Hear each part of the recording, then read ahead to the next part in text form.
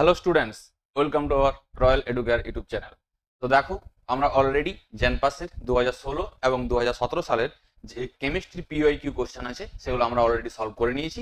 তার video already আমাদের চ্যানেলে দেওয়া আছে। যারা এখনো ভিডিওগুলো দেখোনি তারা কিন্তু অবশ্যই গিয়ে চ্যানেলে ভিডিওগুলো দেখে নাও। আর হ্যাঁ, আমাদের চ্যানেলটিকে সাবস্ক্রাইব করে দেবে, আর এই ভিডিওটি লাইক করবে এবং বন্ধুদের মধ্যে শেয়ার করবে, আর অবশ্যই কমেন্ট করে জানাবে ভিডিও কেমন লাগছে। তো আজকে আমরা 2018 সালের যে কেমিস্ট্রি কোশ্চেন আছে জেনপাসের পিওআইকিউ সেই কোশ্চেনটি নিয়ে আলোচনা করব। তো চলো বেশি কথা না বলে ভিডিও শুরু করা যাক। তো দেখো, ফার্স্ট কোশ্চেন কি দিয়েছে? ফার্স্ট কোশ্চেন দিয়েছে সম আয়তনের দুটি আদর্শ এক পরমাণু গ্যাসকে স্থির তাপমাত্রায় ও স্থির চাপে মিশ্রিত করা হলো, তাদের আপেক্ষিক তাপের অনুপাত বা সিপি বাই সিভি জিজ্ঞেস করেছে। তো দেখো, সিপি আর সিভি কি হচ্ছে? একটা হচ্ছে কি, একটা হচ্ছে heat capacity at constant pressure, আর একটা heat capacity at constant volume. ওটাকে সিপি বলি, এটাকে সিভি বলি। এরপর বিভিন্ন গ্যাসের ক্ষেত্রে ওর রেশিও গুলো বিভিন্ন রকম হয়। মানে তুমি ধরো মনো অ্যাটমিক গ্যাস বা এক পরমাণু গ্যাস আছে, দ্বিপরমাণু গ্যাস আছে, বা তোমার হয়তো পলি অ্যাটমিক গ্যাস আছে, এদের জন্য রেশিওগুলো জানতে হবে। আমরা সেই রেশিওগুলো সবগুলোই বলে দেবো। আমাকে এখানে জিজ্ঞেস করেছে কোন রেশিও, আমাকে জিজ্ঞেস করেছে এক পরমাণু গ্যাসের জন্য জিজ্ঞেস করেছে। আমি সমস্ত গ্যাসের ক্ষেত্রেই বলে দেবো। তার আগে দেখো তাহলে আমরা এই সিপি এ সিভি জিনিসটা পড়েছি কোথায়? বলবো থার্মোডাইনামিক্সে পড়েছি। আর গ্যাসের ব্যাপারটা আছে আমাদের ওই গ্যাসিয়াস স্টেটে। তো দেখো, থার্মোডাইনামিক্সের সম্পর্ক ছিল, সম্পর্কটা কি ছিল? যে সিপি মাইনাস সিভি সমান কি হয়? আর হয়ে থাকে। এই সম্পর্কটাও মনে রাখবে। এই সম্পর্কটা তোমাকে যে কোনো সময় জিজ্ঞেস করতে পারে, সিপি মাইনাস সিভি সমান আর হয়ে থাকে। সিপি হচ্ছে কি, হিট ক্যাপাসিটি আর কনস্ট্যান্ট প্রেসার, আর সিভি হচ্ছে হিট ক্যাপাসিটি আর কনস্ট্যান্ট ভলিউম, আর হচ্ছে সার্বজনীন গ্যাস দেবো। এরপর দেখো, আমাকে বলে দিয়েছে কি এক পরমাণু গ্যাসের জন্য সিপি বাই সিভির মান কত হবে। তো দেখো, যদি গ্যাসটা কি হয়ে থাকে, মনো অ্যাটমিক হয়ে থাকে, কি হয়ে থাকে মনো অ্যাটমিক, সেই মনোঅ্যাটমিক গ্যাসের ক্ষেত্রে কি হবে, যে সিপি ডিভাইডেড বাই সিপি সমান কত হবে? 1.67। এরকম একটা ভ্যালু আছে, 1. কত হয়? 67 ভ্যালু হয়ে থাকে। এবারে যদি গ্যাসটা হয়ে থাকে তোমার হয়তো ডাইঅ্যাটমিক গ্যাস বা হয়ে থাকে দ্বিপরমাণু গ্যাস, সেই ক্ষেত্রে কত আসবে? সিপি বাই সিভি সমান হয় 1.44। আর যদি তোমার গ্যাসটা পলিঅ্যাটমিক হয়ে যায়, পলি অ্যাটমিক গ্যাস হয়ে যায়, পলি অ্যাটমিক গ্যাসের ক্ষেত্রে সিপি বাই সিভি সমান হয় 1.33। এই ভ্যালুগুলো আমাদেরকে জানতে হবে। এই ভ্যালুগুলো জাস্ট সিপির মান সিভির মান বার করেছে 5-এর 2 আর 7-এর 2 আর 3-এর 2 আর 5-এর 2 আর এরকম করে বার করে রেশিও করেছে, রেশিও করে এনেছে। তো তোমরা জাস্ট এই ভ্যালুটা মনে রাখবে তিনটে গ্যাসের ক্ষেত্রে, তাহলেই হয়ে যাবে। এরপর ধরো যদি কি করে, তোমাকে বলে দিল মনো অ্যাটমিক প্লাস ডাইঅ্যাটমিক গ্যাস, দুটো গ্যাস আলাদা আলাদা আছে। এখানে যেমন গ্যাস করেছে সমায়তনের দুটি আদর্শ গ্যাস, দুটোই কি দিয়েছে? দুটোই দিয়েছে আমাকে এক পরমাণু। এরপর দেখা গেলো একটা এক পরমাণু দিয়ে দিয়েছে, আর একটা দ্বি পরমাণু দিয়ে দেয়, সেই ক্ষেত্রে সিপি বাই সিভি মান কত হয় দেখো। যদি কি করে, একটা গ্যাস কত আছে আমার? মনো অ্যাটমিক। একটি গ্যাস আছে মনোঅ্যাটমিক, প্লাস আরেকটা গ্যাস আছে কি আমার? ডাইঅ্যাটমিক। মানে একটা হচ্ছে এক পরমাণু, একটা দ্বিপরমাণু। সেই ক্ষেত্রে কি হবে? সেই ক্ষেত্রে সিপি বাই সিভি সমান হয় 1.55। এই মানগুলো আমাদেরকে মনে রাখতে হবে। তাহলে একটা মান কত পেয়েছি আমরা? একটা মান পেয়েছি, যদি মনোঅ্যাটমিক হয় ওর ক্ষেত্রে মানটা সব থেকে বেশি 1.67। ডাইঅ্যাটমিক হলে কত হয় দেখো, এবার মনোঅ্যাটমিক প্লাস ডাইঅ্যাটমিক হলো 1.55, শুধু ডাইঅ্যাটমিক হলো 1.44, আর পলিঅ্যাটমিক হলো 1.33। এটা হচ্ছে কি সিপি বাই সিভির রেশিও বা সিপি বাই সিভির অনুপাত। তো এখানে অ্যান্সার কত হবে? যে 1.67 আছে, এটা হবে কি আমার অ্যান্সার। কার ক্ষেত্রে? তোমার এক পরমাণু গ্যাসের ক্ষেত্রে সিপি বাই সিভির মান। আশা করি তোমরা বুঝতে পেরেছো। এরপর তোমরা নেক্সট কোশ্চেন। নেক্সট কোশ্চেন কি বলেছে? নেক্সট কোশ্চেন বলেছে যে নিম্নলিখিত 0.10 মোলাল জলীয় দ্রবণগুলির মধ্যে কোনটির হিমাঙ্ক অবনমনের মান সর্বাধিক হবে? তো হিমাঙ্কের অবনমন এই চ্যাপ্টার, এই কোশ্চেনটা দিয়েছে তোমাদের দ্রবণ চ্যাপ্টার থেকে। তো দ্রবণ চ্যাপ্টারে আমাদের কি আছে? সংখ্যাগত ধর্ম আছে, 4টা সংখ্যাগত ধর্ম আছে। সেই 4টা সংখ্যাগত ধর্ম, সংখ্যাগত ধর্ম মানে কি? যে কার উপর নির্ভর করবে? কণা সংখ্যার উপর নির্ভর করবে। কণা সংখ্যা চেঞ্জ করলে কি হবে? মানটাও চেঞ্জ হয়ে যাবে। তো আমরা দেখবো 4টা সংখ্যাগত ধর্ম কি কি আছে সেগুলো দেখবো, তারপরে দেখবো ওরা কণা সংখ্যার উপর কিভাবে নির্ভর করছে, তারপরে আমরা এখানে অ্যান্সারটা বার করবো। বোঝা গেল আশা করি? তো প্রথমে দেখো আমাদের সংখ্যাগত ধর্ম কি কি আছে। প্রথমে আমরা জানি কি আছে, আমাদের আছে হচ্ছে বাষ্পচাপের আপেক্ষিক অবনমন। বাষ্পচাপের আপেক্ষিক অবনমন কি দিয়ে লিখি আমরা? যে P0 মাইনাস পি, এটাকে বলছে অবনমন। বিশুদ্ধ অবস্থায় বাষ্পচাপ, এমনি অবস্থায় বাষ্পচাপ ডিভাইডেড বাই P0 করলে আমরা কি পাচ্ছি? মানে তোমার আপেক্ষিক অবনমনটা পেয়েছি। তারপর এটা সমান কত হয়? x2 হয়ে থাকে। তার জন্য এটা x2 মানে কি, যে তোমার দ্রাবকটা থাকে তার মূল ভগ্নাংশ। এরপর 2 নম্বর, এটা হচ্ছে একটা সংখ্যাগত ধর্ম। 2 নম্বর ছিল আমাদের কি? 2 নম্বর ছিল হচ্ছে স্ফুটনাঙ্কের উন্নয়ন। মানে ডেল্টা টিভি সমান কি হয়? ডেল্টা টিভি সমান হয় কেবি ইন্টু মোলালিটি। আর একটা হয় কি আমাদের হিমাঙ্কের অবনমন, ডেল্টা টিএফ সমান কি হয়? KF into molality. আর একটা আছে আমার 4 নম্বরে অভিসরণ চাপ, পাই সমান কি হয়? CRT। এইগুলো কখন অ্যাপ্লাই করবো আমরা? এগুলো অ্যাপ্লাই করবো তখনই যে আমার দ্রাবকটা ব্যবহার করবো, দ্রাবকটা যদি কি হয়? তড়িৎ অবিশ্লেষ্য, মানে দ্রবণে গিয়ে ভাঙা যাবে না। দ্রবণে গিয়ে যদি ভেঙে যায় তখন চলে আসে আমার অস্বাভাবিক সংখ্যাগত ধর্ম। তার জন্য আমরা কি বার করি? একটা ভ্যান্টা ফ্যাক্টর বার করি। ভ্যান্টা ফ্যাক্টরটা কি দিয়ে বার করি আমরা? ভ্যান্টা ফ্যাক্টর দুটো কন্ডিশনে বার হয়, একবার যদি ডিসোসিয়েশন হয় আর একবার যদি অ্যাসোসিয়েশন হয়। ডিসোসিয়েশন যখন হবে সেক্ষেত্রে আমরা কি পাবো? সেক্ষেত্রে বার করি আমরা আলফা। এই আলফা দিয়ে একটা ফর্মুলা আছে, ওখান থেকে আই এর মান বার করতে পারি। ওই ভ্যান্টা ফ্যাক্টর বললাম না, ওই ভ্যান্টা ফ্যাক্টরটাকে আই বলি। তাহলে আলফা সমান কত হয়? I-1/n-1। এখান থেকে আমি কি বার করতে পারবো, আমাকে যদি বলে দেয় যে একটা লবণ তো 100% ডিসোসিয়েশন হচ্ছে, তাহলে সেই ক্ষেত্রে আলফার মানটা হবে 1, আর এনটা কি এখানে যতগুলো কণাতে ভাঙছে এন এর মান তত, আর আইটা হচ্ছে কি ভ্যান্ট অফ ফ্যাক্টর। তাহলে এগুলো এমনি অবস্থা সংখ্যাগত ধর্মের জন্য পাই। যখন এই জিনিসটা অস্বাভাবিক সংখ্যাগত ধর্ম চলে আসে না, তখন কি হয়, ওই ভ্যান্ট অফ ফ্যাক্টর দিয়ে গুণ করি আমরা। তো সেই ক্ষেত্রে আমি যদি বলি যে ডেল্টা টিভি সমান কত হবে, I into KB into M হয়ে যাবে, বা আমি যদি বলি ডেল্টা টিএফ সমান কত হবে, তখন I into KF into M হয়ে যাবে, বা আমরা যদি পাই সমান কত হবে, আই সি আর টি হবে। সিমিলারলি আমাদেরকে যদি বলতো এই ক্ষেত্রে আই গুণ হয়ে যাবে। এগুলো কার জন্য অ্যাপ্লিকেবল করবো, এগুলো অ্যাপ্লাই করবো আমরা অস্বাভাবিক সংখ্যাগত ধর্ম। তাহলে এরপর দেখো এই ডেল্টা টিবি বা ডেল্টা টিএফ বা পাইটা কি, পাইটা 24 চাপ, ডেল্টা টিএফটা হচ্ছে কি আমার হিমাঙ্কের অবনমন, আর ডেল্টা টিবিটা হচ্ছে কি আমার, ডেল্টা টিবিটা হচ্ছে স্ফুটনাঙ্কের উন্নয়ন, আর এটা হচ্ছে বাষ্পচাপের আপেক্ষিক অবনমন। আমাকে কোশ্চেনে কি দিয়েছে যে এই দেখো এম এর মানটা ফিক্সড করে দিয়েছে, এম মানে তো মোলারিটি, এখানে মোলারিটি কত দিয়েছে 0.10 মোলার, তাহলে এখানে সবাইকার জন্য গাঢ়ত্বটা সেম আছে। তাহলে আমরা জিজ্ঞেস করে দ্রবণগুলির মধ্যে কোনটির হিমাঙ্কের অবনমন সর্বাধিক হবে। এই ডেল্টা টিএফটা বলেছেন, এটাকে কি বলছি আমরা, এটাকেই বলছি আমরা হিমাঙ্কের অবনমন। এবার হিমাঙ্কের অবনমনটা কার উপর নির্ভর করছে, এর মানটা যদি সমান হয়ে যায়, আর কেএফটা কি আমার, কেএফটা হচ্ছে একটা ধ্রুবক, তাহলে ধ্রুবকটা যেহেতু জল বলে দিয়েছে ওই জন্য কেএফ এর মানটা ফিক্সড হয়ে যাচ্ছে। তাহলে ডেল্টা টিএফটা কার উপর নির্ভর করছে, আই এর উপর নির্ভর করছে। তাহলে দেখতে পাচ্ছি আমরা ফাইনালে যেটা এখান থেকে বার করতে পারছি যে ডেল্টা টিএফ ভেরিজেস আই, আইটা হচ্ছে কি ভ্যান্ট অফ ফ্যাক্টর। আয়ের মান বেশি হলে কি হবে, অবনমন বেশি হবে, আয়ের মান কম হলে কি হবে, অবনমন কম হবে। তাহলে আমাকে এখানে বার করতে হবে মূলত আয়ের মানটা কার জন্য বেশি হবে, কার জন্য বেশি হয় না। বোঝা গেল আশা করি। তো আয়ের মানটা বার করলে আমরা পেয়ে যাবো। তো দেখো আয়ের মানটা কি করে বার করবো, এখানে কি দিয়েছে আমাকে, এখানে দিয়েছে দেখো প্রথমে দিয়েছে KCl, তারপরে যে C6H12O6 Al2SO4 এর হোল 3 আর K2SO4 আমাকে দিয়েছে। তো দেখো আমরা কি করে বার করছি, প্রথমে দেওয়া আছে KCl, কি আছে KCl আছে, C6H12O6 আছে, Al2SO4 এর হোল 3 আছে, আর আছে K2SO4, এগুলো দেওয়া আছে। তো দেখো এরা কি হয়, এগুলো আমাকে দেখতে হবে কোনটা তড়িৎ বিশ্লেষ্য আর কোনটা তড়িৎ অবিশ্লেষ্য। যদি কি হয়ে যায়, যদি তোমার তড়িৎ বিশ্লেষ্য হয়ে যায় সেক্ষেত্রে আমরা পাবো তড়িৎ বিশ্লেষ্য মানে ভেঙে যায়। এখন KCl কি ভাঙে, K প্লাস আর Cl মাইনাস ভাঙে, এ কিন্তু ভাঙে না, কারণ এ হচ্ছে তড়িৎ অবিশ্লেষ্য। একে কি বলছি আমরা, তড়িৎ অবিশ্লেষ্য। তাহলে এ ভাঙবে না, এর জন্য কিন্তু ওই আই ফ্যাক্টরটা আসবে না।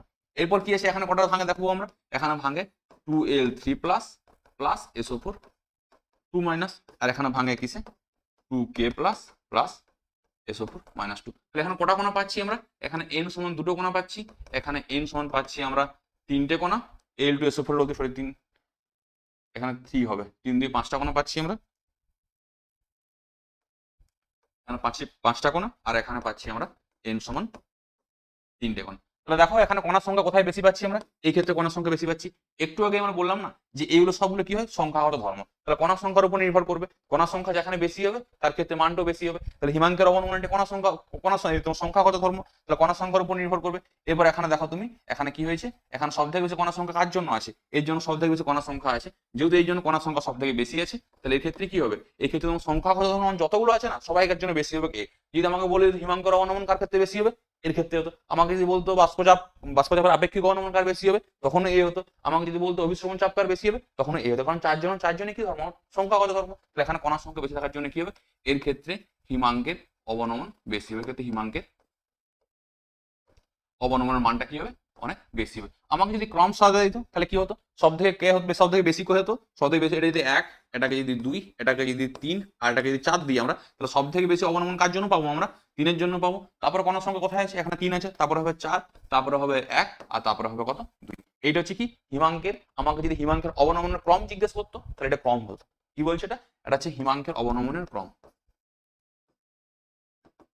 হিমাঙ্কের অবনমনের ক্রম। শুধু হিমাঙ্ক না, আমাকে যাই জিজ্ঞেস করতো না, কারণ যতগুলো সংখ্যাগত ধর্ম ছিল সবাইকার ক্রম কিন্তু এটাই আসতো।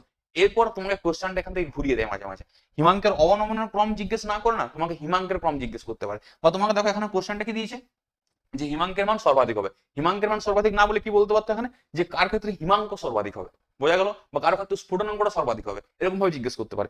যখন তোমাকে হিমাঙ্কের অবনমন বা স্ফুটনাঙ্কের উন্নয়ন জিজ্ঞেস করবে, রিয়েট কণার সংখ্যা যার বেশি সংখ্যাগত মান বেশি করে বার করে দেবে। কিন্তু যখন তোমাকে পার্টিকুলারলি জিজ্ঞেস করে দেবে না যে কার ক্ষেত্রে হিমাঙ্কের মান কম হবে, কার ক্ষেত্রে হিমাঙ্কের মান বেশি হবে, তাহলে আমাকে লক্ষ্য রাখতে হবে হিমাঙ্কের যে ক্রমটা আসছে এটা হিমাঙ্কের অবনমনের ক্রম, তাহলে সব থেকে ভ্যালুটা কার জন্য কমছে বেশি, এখানে সব থেকে ভ্যালুটা কমে যাচ্ছে, তাহলে আমরা জিজ্ঞেস করবো যে কার হিমাঙ্ক সব থেকে বেশি হবে, বেশি কার জন্য হবে। এটা যে হিমাঙ্কের অবনমনের ক্রম হয় তাহলে তোমার 2, 1, 4, 3 এটা কার ক্রম আসবে? এটা হচ্ছে হিমাঙ্কের ক্রম আসবে, এটা আসবে হিমাঙ্কের ক্রম। মানে দেখি কণা সংখ্যার যে ক্রমটা হয় তার উল্টো ক্রমটা হবে কার? হিমাঙ্কের ক্রম। যদি স্ফুটনাঙ্কের ক্রম জিজ্ঞেস করতো তাহলে কিন্তু কণা সংখ্যার ক্রমটাই হতো, কারণ স্ফুটনাঙ্কের উন্নয়ন হচ্ছে না, বৃদ্ধি পাচ্ছে, আর এখানে হিমাঙ্কটা কি হচ্ছে? অবনমন হচ্ছে। ওই জন্য দেখো যার জন্য শব্দের ভ্যালুটা কম হয়েছে তার ক্ষেত্রে হিমাঙ্কটা কি পাচ্ছি আমরা? বেশি পাচ্ছি। আশা করি তোমরা বুঝতে পেরেছো। তাহলে আমাকে এখানে হিমাঙ্কের অবনমন জিজ্ঞেস করেছে, যদি শুধু হিমাঙ্ক জিজ্ঞেস করতো তখন আমি করতে পারতাম, আমাকে যদি হিমাঙ্কের অবনমন ক্রম জিজ্ঞেস করতে পারতাম তখনও করতে পারতাম আমরা, আর যদি কি করে শুধু হিমাঙ্কের ক্রম জিজ্ঞেস করতো তখন আমরা করতে পারতাম। সংখ্যাগত ধর্ম থেকে এই টাইপের কোশ্চেন কিন্তু প্রচুর আসে, ঠিক আছে? তাই তোমরা ভালো করে কনসেপ্টে ক্লিয়ার রাখবে, তাহলে কিন্তু করতে পারবে। আশা করি বুঝতে পেরেছো। কারো যদি বুঝতে অসুবিধা হয় কমেন্ট বক্সে কমেন্ট করবে, আমি অবশ্যই তাকে হেল্প আউট করবো। তারপরের কোশ্চেন দেখো কি বলেছে, বলছে কলয়েডের কোন ধর্মটি কলয়েড কোণার আধানের উপর নির্ভরশীল নয়?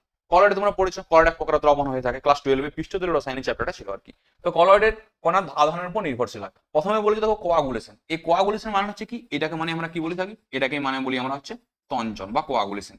এরপর দেখো তোমাকে বলছি টিন্ডাল ইফেক্ট, তোমরা পড়েছো ইলেকট্রোফরেসিস। ইলেকট্রোফরেসিস মানে হচ্ছে তড়িৎ যে থাকে না, তোমরা ইলেকট্রোফরেসিস, ক্যাটাফরেসিস হয়, অ্যানাফরেসিস হয়, ওইটা হচ্ছে ইলেকট্রোফরেসিস। আর একটা আছে ইলেকট্রো অসমোসিস। অসমোসিস হচ্ছে ওটা যখন ইলেকট্রিসিটি দিয়ে করবো আমরা, সেটা বলছি ইলেকট্রো অসমোসিস। আর ইলেকট্রোফরেসিস মানে হচ্ছে কি? ওই যে তোমার যে কলয়েড যে দবনটা থাকে, কলয়েডের দবনের কণাগুলো কি হয়? হয় ধনাত্মক হতে পারে বা ঋণাত্মক হতে পারে। এরপর যদি আমি এখানে ক্যাথোড বা অ্যানোড অ্যাপ্লাই করি, কোনো সময় ক্যাথোড বা অ্যানোড দিয়ে গমন করে এটাকে ক্যাটাফরেসিস অ্যানাফরেসিস বলে থাকি, সেখান থেকে ইলেকট্রোফরেসিস কনসেপ্টটা আসে। তোমাকে জিজ্ঞেস করেছে কোশ্চেনটা, কলয়েডের কোন ধর্মটি কলয়েড কোণার আধানের উপর নির্ভরশীল নয়? মানে কলয়েডের কোণার আধানের উপর নির্ভর করবে না। প্রথম কথা দেখো তঞ্চন। তঞ্চনটা কার উপর নির্ভর করে? আধানের উপরে তো নির্ভর করে না। তঞ্চন মানে কি জানি? হয়তো আমার কলয়েডটা পজিটিভ আধান আছে, আবার তঞ্চন ঘটানোর জন্য কাকে লাগবে? আমাকে বাইরে থেকে নেগেটিভ আধান যোগ করতে হবে। তাহলে জিনিসটা ভাবো, কণার মধ্যে যে তড়িৎ ধর্মটা আছে বা কণার মধ্যে যে তোমার আধানটা আছে তার উপর দিয়ে নির্ভর করছে তঞ্চনটা। তঞ্চন সংক্রান্ত আমরা পড়েছি কিন্তু আগে, সুলজাহাটির নিয়ম সম্বন্ধে তোমাদেরকে বলেছি আমি আগে। আর যখন কোশ্চেন আসবে সুলজাহাটি দেবো তখন কিন্তু আমি আবার বলবো, আবার করে দেবো। তঞ্চনটা কার উপর নির্ভর করে? অবশ্যই কিন্তু কণার আধানের উপর নির্ভর করবে। এরপর ইলেকট্রোফরেসিস, ইলেকট্রিসিটি দিচ্ছি, মানে আধান তো কাজ করবে এখন, কারণ ক্যাটাফরেসিস অ্যানাফরেসিস কনসেপ্ট চলে আসছে। ক্যাটায়ন হলে ক্যাথোডের দিকে যাবে ক্যাটাফরেসিস, অ্যানায়ন হলে অ্যানোড দিকে আসবে অ্যানাফরেসিস। এই গল্পটা তোমরা জানো। তাহলে এখনো কি এও নির্ভর করছে কার উপর? কণার ধর্মের উপর নির্ভর করছে, মানে কণার আধানের ধর্মের উপর নির্ভর করছে। এরপর কি আছে? ইলেকট্রোঅসমোসিস। অবশ্যই ইলেকট্রোঅসমোসিস কিন্তু নির্ভর করে থাকে কার উপর? ওই আধানের উপর নির্ভর করে থাকে। এরপর শুধুমাত্র এটা পড়ে থাকা হচ্ছে টিন্ডাল ইফেক্ট। এই টিন্ডাল ইফেক্ট জিনিসটা কি জানি আমরা? তোমরা লক্ষ্য করবে বাড়িতে যখন কি হয়, ওই ভেন্টিলেটর দিয়ে কোনো সূর্যের আলো প্রবেশ করে, তখন দেখবে তুমি সাইড থেকে দাঁড়িয়ে লক্ষ্য করবে ওই সূর্যের আলোর গতিপথটা দেখতে পাবে। হয়তো দেখা গেলো এখানে ভেন্টিলেটর আছে একটা, আমি এই জায়গায় দাঁড়িয়ে আছি, সোজা সোজা কিন্তু হবে না, এই বরাবর লাইটটা যদি আসে আমাকে এই সাইড থেকে দেখতে হবে, তখন কি হবো? আমি দেখতে পাবো যে লাইটটা এরকম করে বরাবর আসছে। এই ঘটনায় টিন্ডাল প্রভাব বলি আমরা। টিন্ডাল প্রভাব মানে কি হয়? এবার ধরো তুমি কি করলে, ওই যে তোমার কলয়ের দবনটা আছে, ওই দবন বরাবর লাইট পাস করা হয়, তাহলে কি হবে? সাইড থেকে আমি কি দেখতে পাবো? লাইটটা কি বরাবর যাচ্ছে আমি সাইড থেকে দেখতে পাবো, লাইটের যে গতিপথটা ওটা দৃশ্যমান হয় সাইড থেকে। এই ঘটনাটাকে বলছি আমরা টিন্ডাল প্রভাব। ওই টিন্ডাল প্রভাবটা কি জন্য দেখতে পাই আমরা? যে কণাগুলো আছে না কলয়েডের, কণাগুলোর বিচ্ছুরণ হয়, মানে কলয়েডের কণাগুলো কি করে আলোর সাথে বিচ্ছুরণ ঘটায়, ওই কলয়েডের কণার বিচ্ছুরণের জন্য আমরা কি দেখতে পাই? টিন্ডাল প্রভাব দেখতে পাই। ওখানে কিন্তু এরকম কোনো ব্যাপার না যে ওই কলয়েডের আধানের উপর নির্ভর করছে, আধানের উপর নির্ভর করে না, নির্ভর করে কি যে কণাগুলো আছে ওর ব্যাসার্ধের উপর নির্ভর করে থাকে। তাহলে টিন্ডাল প্রভাবটা কার উপর নির্ভর করে থাকে? যে কণাগুলো আছে ওই কণার ব্যাসার্ধের উপর নির্ভর করে থাকে, যে কণাগুলো আছে ওর ব্যাসার্ধের উপর নির্ভর করে থাকে। তাহলে এটা কি? আর এখানে কি হয়ে থাকে? এখানে তোমার বিচ্ছুরণ হয়ে থাকে। ওই আলো কি করে? কলয়ের কণার সঙ্গে বিচ্ছুরণ, ওই জন্য কি হয়? টিন্ডাল প্রভাবটা কি? আধানের উপর নির্ভরশীল নয়। আশা করি বুঝতে পেরেছো। এরপর নেক্সট কোশ্চেন দেখো কি বলেছে, যে x2 gas plus 4y2 gas থেকে কি হয়েছে? 2xy4 গ্যাস উৎপন্ন হয়েছে। এই বিক্রিয়াটির জন্য ডেল এইচ এর মান শূন্যের চেয়ে ছোট এবং xy4 গ্যাসের তৈরি হওয়া সুবিধা হবে কখন? আমাকে একটা বিক্রিয়া বলে দিয়েছে। বিক্রিয়াটা কি দিয়েছে? বিক্রিয়াটা দিয়েছে x2 গ্যাস প্লাস দিয়েছে 4y2 গ্যাস। এখান থেকে কি উৎপন্ন হয়েছে? এখান থেকে উৎপন্ন হয়েছে 2xy4 গ্যাস, এটা উৎপন্ন হয়েছে। এই বিক্রিয়ার ক্ষেত্রে ডেল এইচ এর মানটা বলে দিয়েছে আমাকে কি? Less than 0। বাট আমরা বলতে পারি এই মানটা কত? ডেল এইচ এর মানটা মূলত হচ্ছে নেগেটিভ। বা এই বিক্রিয়াটাকে কি বলবো আমরা? এক্সোথার্মিক বিক্রিয়া বলবো। এটাকে কি বলছি আমরা? এটাকে বলছি আমরা এক্সোথার্মিক রিঅ্যাকশন। বুঝা গেল? তাহলে আমাকে বলেছে যে xy4 তৈরি হবে। xy4 তৈরি হওয়া মানে কি? আমাকে বিক্রিয়াটাকে কোন দিকে যেতে হবে? সামনের দিকে যেতে হবে, বা বিক্রিয়াটা আমাকে ডান দিকে যেতে হবে। তাহলে আমাকে এমন ভাবে কাজ করতে হবে যে বিক্রিয়াটা ডান দিকে যেতে হবে। তার জন্য আমি কি করতে পারি? ঠিক আছে, এটা লাস আতেলিয়ারের প্রিন্সিপাল। দেখো তোমাদেরকে লাস আতেলিয়ারের প্রিন্সিপাল থেকে উষ্ণতার প্রভাব আমি তোমাদেরকে পড়িয়েছি অলরেডি আগে। আর কি পড়িয়েছি? আগের যে 2017 সালের যে কোশ্চেনটা ছিল, ওই কোশ্চেনে তোমরা দেখবে যে বিক্রিয়ক আর বিক্রিয়ত পদার্থের গাঢ়ত্বের উপর কিভাবে নির্ভর করে সেটাও পড়িয়ে দিয়েছে। শুধু একটাই বাক্য আছে, সেটা চাপের প্রভাব। আজকে চাপের প্রভাবটাও বলে দিয়েছি। তিনটে যে কোশ্চেন করালাম 16, 17, 18, তিনটে কোশ্চেনে তিনবার বলেছে। প্রথম কোশ্চেনে বলেছিলাম উষ্ণতার প্রভাব, সেকেন্ড কোশ্চেনে বলেছি তোমাদেরকে বিক্রিয়ক আর বিক্রিয়ত পদার্থের প্রভাব, আর এখানে বলবো চাপের প্রভাব। তো দেখো গোটাটা ভালো করে বলে দিচ্ছি, অঙ্গে শোনো। যখন আমাকে চাপের প্রভাব জিজ্ঞেস করবে না যে সাম্যাবস্থার উপর চাপের প্রভাব কি হয়, এই চাপের প্রভাবটা বোঝার জন্য আমাকে যেটা ফার্স্ট কাজ করতে হবে সেটা দেখতে হবে ডেল্টা এনজির মান কত। ডেল্টা এনজি মানে কি? মোল সংখ্যার পরিবর্তন। মোল সংখ্যার পরিবর্তন মানে কার মোল সংখ্যার পরিবর্তন? যে এইদিকে যে পদার্থগুলো আছে এই পদার্থ আর এইদিকের পদার্থের মোল সংখ্যার পরিবর্তন। আর যখন আমরা মোল সংখ্যার পরিবর্তনটা কাউন্ট করব তখন কিন্তু আমাকে অবশ্যই লক্ষ্য রাখতে হবে যেন আমি গ্যাসিয়াস স্পিসিস গুলোকেই নিই, কোনো সলিড বা লিকুইডকে আমাকে নেওয়া চলবে না। তাহলে এখানে ধরো কি আছে আমার 2xy4 আছে, এদিকে x2 আছে 4y, দেখো সবগুলো ব্র্যাকেটে কি লেখা আছে? জি লেখা আছে, মানে সবগুলো গ্যাস আছে, তাহলে কোনো অসুবিধা নেই। ডেল্টা এনজি বার করতে হবে, তাহলে ডেল্টা এনজি কি করে পাবো আমরা? এইদিকে কে আছে? xy4 2 মোল, তাহলে 2 মাইনাস এদিকে কে আছে? 1 প্লাস 4, মানে এই দিকের গ্যাসিয়াস মোল সংখ্যা মাইনাস এদিকে গ্যাসিয়াস মোল সংখ্যা, তাহলে এদিকে মোল সংখ্যা আগেরটা মোল সংখ্যা হয়, তাহলে এখানে কত? 2 মাইনাস 1 প্লাস 4 মানে কত আছে? 4 একে 5 মানে -3, তাহলে ডেলজির মানটা কত এসেছে? -3, বা বলতে পারে ডেলজির মানটা নেগেটিভ। তাহলে আমাকে এইভাবে ডেলজির মানটা রিঅ্যাকশনের বার করতে পারবো। ওই ডেলজির মানের উপর নির্ভর করে চাপের প্রভাব কি হয়। প্রথম কথা বলতে চাইছি, যদি কোনো রিঅ্যাকশন এরকম থাকে যে যেখানে ডেলজির মানটা কি হয়ে থাকে, ডেল এনজির মানটা, সরি ডেলজি না, ডেল এনজির মানটা যদি 0 হয়ে যায় সেক্ষেত্রে কি হয়? সেক্ষেত্রে চাপের কোনো প্রভাব থাকে না, কারণ তুমি চাপ বাড়াও বা কমাও ও কিন্তু সাম্যাবস্থায় রিঅ্যাকশনটা বাম দিকেও যাবে না বা ডান দিকেও আসবে না, কোনো দিকে কোনো মতো যাবে না। এর বলতে চাপের কোনো প্রভাব থাকে না, চাপের কোনো প্রভাব থাকে না। এরপর দেখবো কি, যদি কি হয় ডেলজির মানটা পজিটিভ হয়, del NG positive. Del NG positive মানে কি? এইদিকে কি পদার্থ বেশি আছে? গ্যাসিয়াস পদার্থ বেশি আছে, তাহলে যদি চাপ বাড়ানো হয় তাহলে রিঅ্যাকশনটা কোন দিকে আসবে? পিছন দিকে শিফট করবে, রিঅ্যাকশনটা বাম দিকে আসবে। তাহলে ডেল এনজির মান যদি পজিটিভ হয় তখন একটা কন্ডিশন কি আসবে? যদি আমরা চাপটাকে কি করি? ইনক্রিজ করি বা চাপের মানটাকে বাড়াই, তখন কি হবে? তখন রিঅ্যাকশনটা বাম দিকে শিফট করবে, বাম দিকে অগ্রসর হবে। বাম দিকে অগ্রসর হওয়া মানে কি? এইগুলো বেশি উৎপন্ন হবে, আর ডান দিকে অগ্রসর হওয়া মানে এগুলো বেশি উৎপন্ন হবে। আশা করি বুঝতে পারছো। এরপর দেখো ডেল এনজির মান পজিটিভ, আমি যদি কি করি? আমি যদি প্রেসারটাকে কমিয়ে দিই তাহলে উল্টো ঘটনা দেখা যাবে, তখন রিঅ্যাকশনটা কোন দিকে শিফট করবে? ডান দিকে শিফট করবে বা ডান দিকে অগ্রসর হবে। তাহলে দেখো, যখন চাপের প্রভাব জিজ্ঞেস করবো ফার্স্ট কাজ কি আমার? ডেল্টা এনজি বার করা। ডেল্টা এনজির উপর নির্ভর করবে সমস্ত জিনিসটা। ডেল্টা এনজি 0 মানে কোনো দিকে যাবে না, ডেল্টা এনজি চাপের কোনো প্রভাব থাকবে না। আর ডেল্টা এনজির মান যদি কি হয়? পজিটিভ হয়, তখন কি হবে? চাপ বাড়ালে বাম দিকে যাবে। ডেল্টা এনজি মানে পজিটিভ মানে এদিকে মোল সংখ্যা বেশি আছে আমার, তাহলে চাপ বাড়ালে এদিকটা মানটা বেড়ে যাচ্ছে, আমাকে মানটা কমাতে হবে, ওই জন্য রিঅ্যাকশনটা পিছন দিকে চলে আসে বা বাম দিকে অগ্রসর হয়। এরপর দেখবো কি, ডেল এনজির মান যদি কি হয়?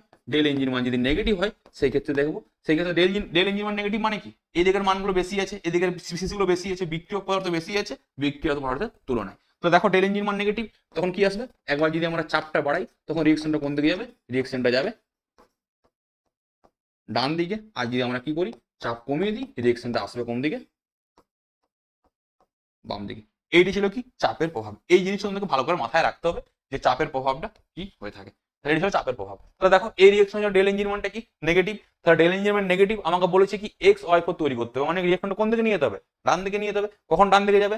নেগেটিভ, নেগেটিভ চলে এসেছে, ডান দিকে কখন যাবে? যখন প্রেসারটা কি হবে? বাড়ানো হবে। তাহলে চাপ বৃদ্ধি পেলে কি হবে? রিঅ্যাকশনটা কোন দিকে যায়? ডান দিকে যায়। তাহলে এখানে কি হবে? বেশি চাপ, চাপটা বেশি হবে। তাহলে কম চাপ হবে না, তাহলে বেশি চাপ অপশন থাকছে, তাহলে বি আর সি বাদ গেল। এরপর আমাকে উষ্ণতার উপর নির্ভর করবে, উষ্ণতার উপর নির্ভর করে থাকে, ওটা আগে বলেছিলাম আমি একবার, আজকে আরেকবার বলে দিচ্ছি। উষ্ণতার উপর কিভাবে নির্ভর করে থাকে? যখনই উষ্ণতার কনসেপ্টটা আসবে না, ফার্স্ট দেখতে হবে যে ডেল এইচ এর মানটা কি দেওয়া আছে? পজিটিভ, না ডেল এইচ এর মানটা কি দেওয়া আছে? নেগেটিভ। এর ভালো করে লক্ষ্য রাখতে হবে। যেমন আমাকে এখানে বলে দিয়েছে ডেল এইচ এর মানটা নেগেটিভ। ডেল এইচ এর মানটা যদি নেগেটিভ হয়, তুমি যদি তারপরে কি করো? টেম্পারেচারকে ইনক্রিজ করো, তাহলে বিক্রিয়াটা কোন দিকে শিফট করে? বিক্রিয়াটা তখন বাম দিকে শিফট করবে বা পিছন দিকে শিফট করবে। আর যদি টেম্পারেচারকে ডিক্রিজ করো তখন শিফট করবে কোন দিকে? ডান দিকে শিফট করবে। এটা হচ্ছে কার জন্য? ডেল এইচ এর মান নেগেটিভ, বা এটা কার জন্য পাই আমরা? এক্সোথার্মিকের জন্য পাই। এবার ডেল এইচ এর মান যদি পজিটিভ হয়, এই ক্ষেত্রে টেম্পারেচার বাড়ালে রিঅ্যাকশনটা কোন দিকে শিফট করবে? ডান দিকে শিফট করবে। আর এই ক্ষেত্রে কি হবে? যে টেম্পারেচারকে আমরা কমাই তাহলে শিফট করবে কোন দিকে? বাম দিকে। এটাই ছিল আমার মেন ব্যাপার। আশা করি তোমরা বুঝতে পেরেছো। তোমাকে দেখতে হবে ডেল এনজির মান আর দেখতে হবে ডেল এইচ এর মান, চাপের প্রভাব আর উষ্ণতার প্রভাবকে বোঝার জন্য। তাহলে দেখো এখন আমাকে কি বলেছে? বলে দিয়েছে না রিঅ্যাকশনের ক্ষেত্রে ডেল এইচ এর মানটা কি? লেস দেন 0, বা বলতে পারি ডেল এইচ এর মানটা নেগেটিভ, মানে এক্সোথার্মিক রিঅ্যাকশন। এক্সোথার্মিক রিঅ্যাকশনের ক্ষেত্রে সামনের দিকে নিয়ে গেলে কি করতে হবে? আমাকে টেম্পারেচার কমাতে হবে। তাহলে উচ্চ চাপ আর নিম্ন উষ্ণতা, এই কন্ডিশনে কি হবে? এই কন্ডিশনে বিক্রিয়াটা ডান দিকে শিফট করবে। তাহলে কি আমার কাছে এখানে কি থাকবে? প্রথম কথা হচ্ছে চাপ বেশি থাকবে আর তাপমাত্রা কি হবে? তাপমাত্রা কম হবে। সেই কন্ডিশন অপশন কোনটা আসছে দেখো? এখন অপশন আসছে দেখো এটা, কি হবে? বেশি চাপ এবং কম তাপমাত্রা। বেশি চাপ এবং কম তাপমাত্রায় কি হবে? রিঅ্যাকশনটা ডান দিকে শিফট করবে বা বেশি পরিমাণে xy4 উৎপন্ন হবে। আশা করি তোমরা চাপের প্রভাব আর উষ্ণতার প্রভাবটা বুঝতে পেরেছো। আর যারা বিক্রিয়ক আর বিক্রিয়ত পদার্থের প্রভাবের উপর কিভাবে পরিবর্তন হয়, বাম দিকে যায় না ডান দিকে যায়, ওটার জন্য আগের ভিডিওটা দেখবে, আগের ভিডিওটা দেখলে পুরো ক্লিয়ার হয়ে যাবে। আর যদি তারও বুঝতে অসুবিধা হয় আমি কমেন্টে কমেন্ট করবে, আমি অবশ্যই তার কাছে পৌঁছাবো বা পৌঁছানোর চেষ্টা করবো। এরপর 30 নম্বর কোশ্চেনটাকে দিয়েছে, দেখো বলছে একই আয়তনের দুটি গ্যাস এ এবং বি একটি রন্ধ্রযুক্ত বিভাজক দ্বারা যথাক্রমে 20 এবং 10 সেকেন্ডে ব্যপ্ত হয়। যদি এর আণবিক গুরুত্ব 49 ইউ হয় তাহলে বি এর আণবিক গুরুত্ব কত ইউ হবে জিজ্ঞেস করেছে। এই কোশ্চেনটা ব্যাপন থেকে আছে। তোমাদের আগের যে সেট ছিল 2018 সালের যে 2017 সালের যে পিওয়াই কি ছিল ওখানে ব্যাপন ধর্মটা ভালো করে পড়িয়ে দিয়েছিলাম আমি, যে ব্যাপন জিনিসটা কি হয় আর ব্যাপনের ফর্মুলাগুলো কি হয়ে থাকে। ঠিক আছে, তো দেখো ব্যাপনের ফর্মুলা কি হয়ে থাকে আমরা পড়েছিলাম না, যে গ্রাহামের সূত্র ছিল যে ব্যাপনের হারটা কি হয়, ডেনসিটি বা ঘনত্বের বর্গমূল হয় 1 বাই ব্যাসার্ধ বাই, মানে এরকম পড়েছিলাম আমরা যে আর ভেরিজেজ কি হয় 1 বাই √(d). দিয়ে এখান থেকে আমরা বিভিন্ন রকম সম্পর্ক পাবো। আর আর মানে কি জানতাম আমরা, আর সমান জানি v/t, যে কত আয়তন গ্যাস কতটা সময় ধরে তোমার যাচ্ছে ওটাকে বলি আমরা v/t। আর এখানে ডেনসিটিটাকে ব্যবহার করে আমরা ডেনসিটি থেকে যাচ্ছিলাম আমরা হচ্ছে তোমার আণবিক ভর বার করতে পারছিলাম, বা আমরা এরকম সম্পর্ক পেয়েছিলাম একটা যে r1 বাই r2 সমান √m2/m1। দেখো এরকম টাইপের ফর্মুলা আমরা পেয়েছিলাম কার ক্ষেত্রে, গ্রাহামের ব্যাপনের ফর্মুলাতে। আগের ভিডিও দেখবে ওখানে গ্রাহামের ব্যাপনের ফর্মুলা আমি প্রথমে কি করেছি যে তোমার পড়িয়েছি ভালো করে, তারপরে ফর্মুলাগুলো সব দেখিয়েছি, তারপরে যে প্রবলেমটা দিয়েছে প্রবলেমটা সলভ করে দিয়েছি। এখানে আমি ডিরেক্ট ফর্মুলাটা ইউজ করে দিচ্ছি। এখানে কি এই আর এর জায়গায় কি লিখতে পারি তাহলে v/t, তাহলে কত আসবে, এটা যে t1/t2 করি আমি বা t2/t1 করি কত আসবে, এখানে চলে আসবে তোমার m1/m2। তাহলে এইটা হচ্ছে তার ফর্মুলা, সময়ের সঙ্গে কার আণবিক গুরুত্ব। অনেকগুলো ফর্মুলা আছে, এই একটা ফর্মুলা আছে, আরেকটা ফর্মুলা আছে v1/v2 সমান কি হয় √m2/m1 হয়, আয়তনের সঙ্গে এই ফর্মুলাটা আছে। ঠিক আছে, আর তোমার ফর্মুলা থাকে একটা যে r1/r2 সমান কি হয় √d2/d1, এরকম টাইপেরও ফর্মুলা থাকে একটা। যখন তোমাকে যেমন ভাবে বলবে সেরকম ফর্মুলা ইউজ করতে হবে। এখানে আমাকে বলে দিয়েছে কি, এখানে আমাকে বলে দিয়েছে আণবিক গুরুত্ব আর বলে দিয়েছে সময়, তাই আমি আণবিক গুরুত্ব আর সময় যে ফর্মুলাটা জানি সেটা ইউজ করবো। তাহলে আমাকে বলে দিয়েছে একটা গ্যাস 20 সেকেন্ড লাগছে, একটা গ্যাস 10 সেকেন্ড লাগছে, তাহলে আমি কি লিখতে পারি 20/10, যে গ্যাসটা 20 সেকেন্ড লাগছে সেই গ্যাসটার ভরটা কত আমার 49, তাহলে এই গ্যাসের ধরে নাও এই গ্যাসটা হচ্ছে এ, মানে ওয়ান গ্যাস এক নাম্বারটা হচ্ছে এ আর 2 নাম্বারটা হচ্ছে বি, তাহলে কত আসবে 49/m(b). তাহলে এটা করলে কত আসবে, কেটে যাবে 2, স্কয়ার রুট থেকে তুললে আসবে 4, তাহলে 4 সমান কত আসবে 49/mb। অতএব mb সমান কত আসবে 49/4, মানে কত আসবে 4 12 48, 12 এক থাকে, এক থাকলে হয় 4 2.25, তাহলে অ্যান্সার হবে 12.25, 4 এবং 48 12.25 হবে অ্যান্সার। আশা করি বুঝতে পেরেছো, অঙ্ক আগেবার আমি করিয়েছি, আগের লেকচারটা গিয়ে দেখো তাহলে বুঝতে পারবে। আর যদি এখনো মোটামুটি বলে করে দিলাম, আমি জাস্ট ডিরেক্ট অঙ্কটা করে দিলাম।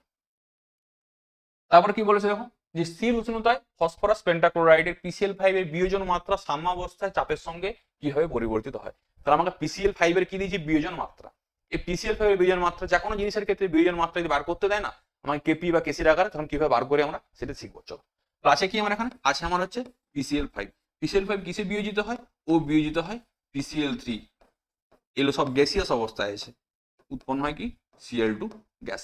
ঠিক আছে, ধরো আমি 1 নিয়ে শুরু করেছিলাম, যখন t সমান 0 আমি 1 মোল নিয়ে শুরু করেছি, তখন এটা কি থাকবে 0 0 থাকবে, কারণ রিঅ্যাকশন তো শুরু করেছে, এখনো তো আমার রিঅ্যাকশন কিছুই হয়নি, তো এদিকে উৎপন্ন হবে কি করে, তাই না। তাহলে এরপর যদি আমি কি করি, t সমান যদি ইকুইলিব্রিয়ামে পৌঁছে যাই, বা আমি তোমাকে বললাম হয়তো যে আমার আলফা পরিমাণ বিয়োজন, তাহলে কত পড়ে থাকবে এটা 1 মাইনাস আলফা, এটা উৎপন্ন কত হবে আলফা, এটা উৎপন্ন হবে কত আলফা, বোঝা গেল আশা করি। এবার আমাকে বার করতে হবে, তাহলে এটা কি 1 নিয়ে শুরু করেছিলাম, বিয়োজন মাত্রা আলফা বলে কত হচ্ছে 1 মাইনাস আলফা, এটা আলফা এটা আলফা, এখানে 2 থাকতো 2 আলফা লিখতাম, এখানে 3 থাকলে 3 আলফা লিখতাম, এটা বোঝা গেল।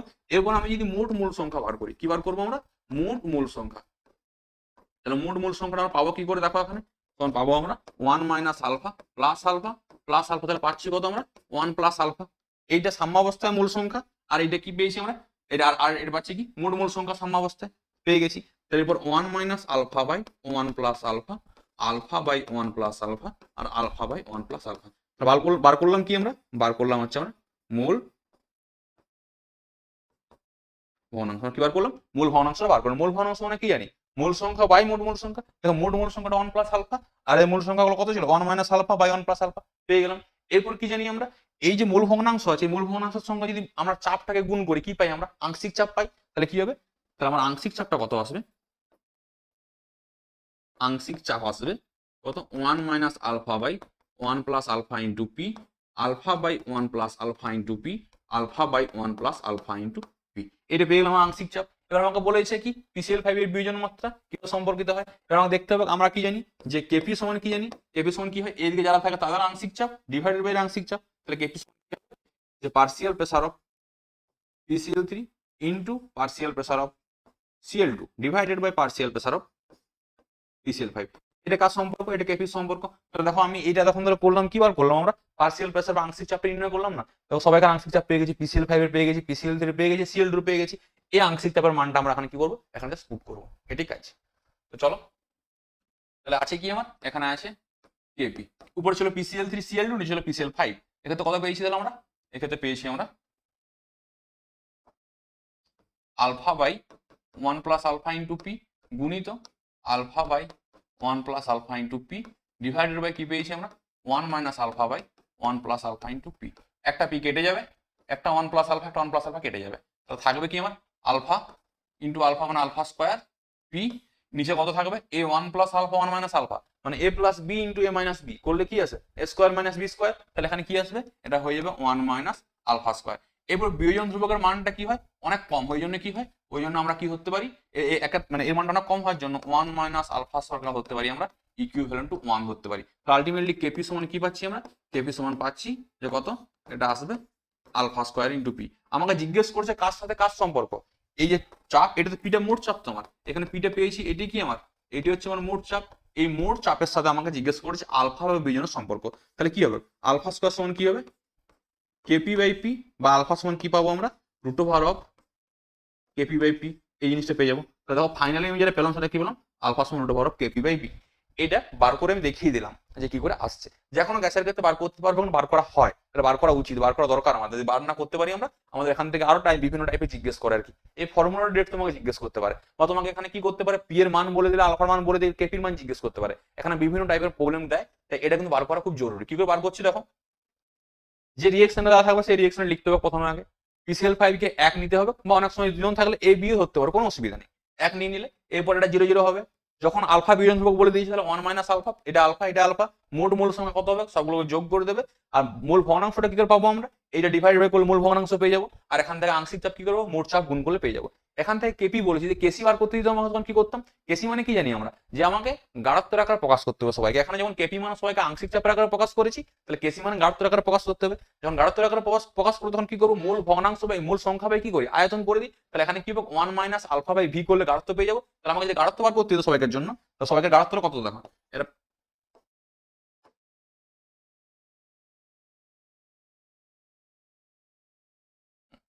এখানে আমাকে যদি কি বলতো গাঢ়ত্ব, তাহলে গাঢ়ত্ব এর জন্য কত পেতাম আমরা, এর জন্য পেতাম আমরা 1 মাইনাস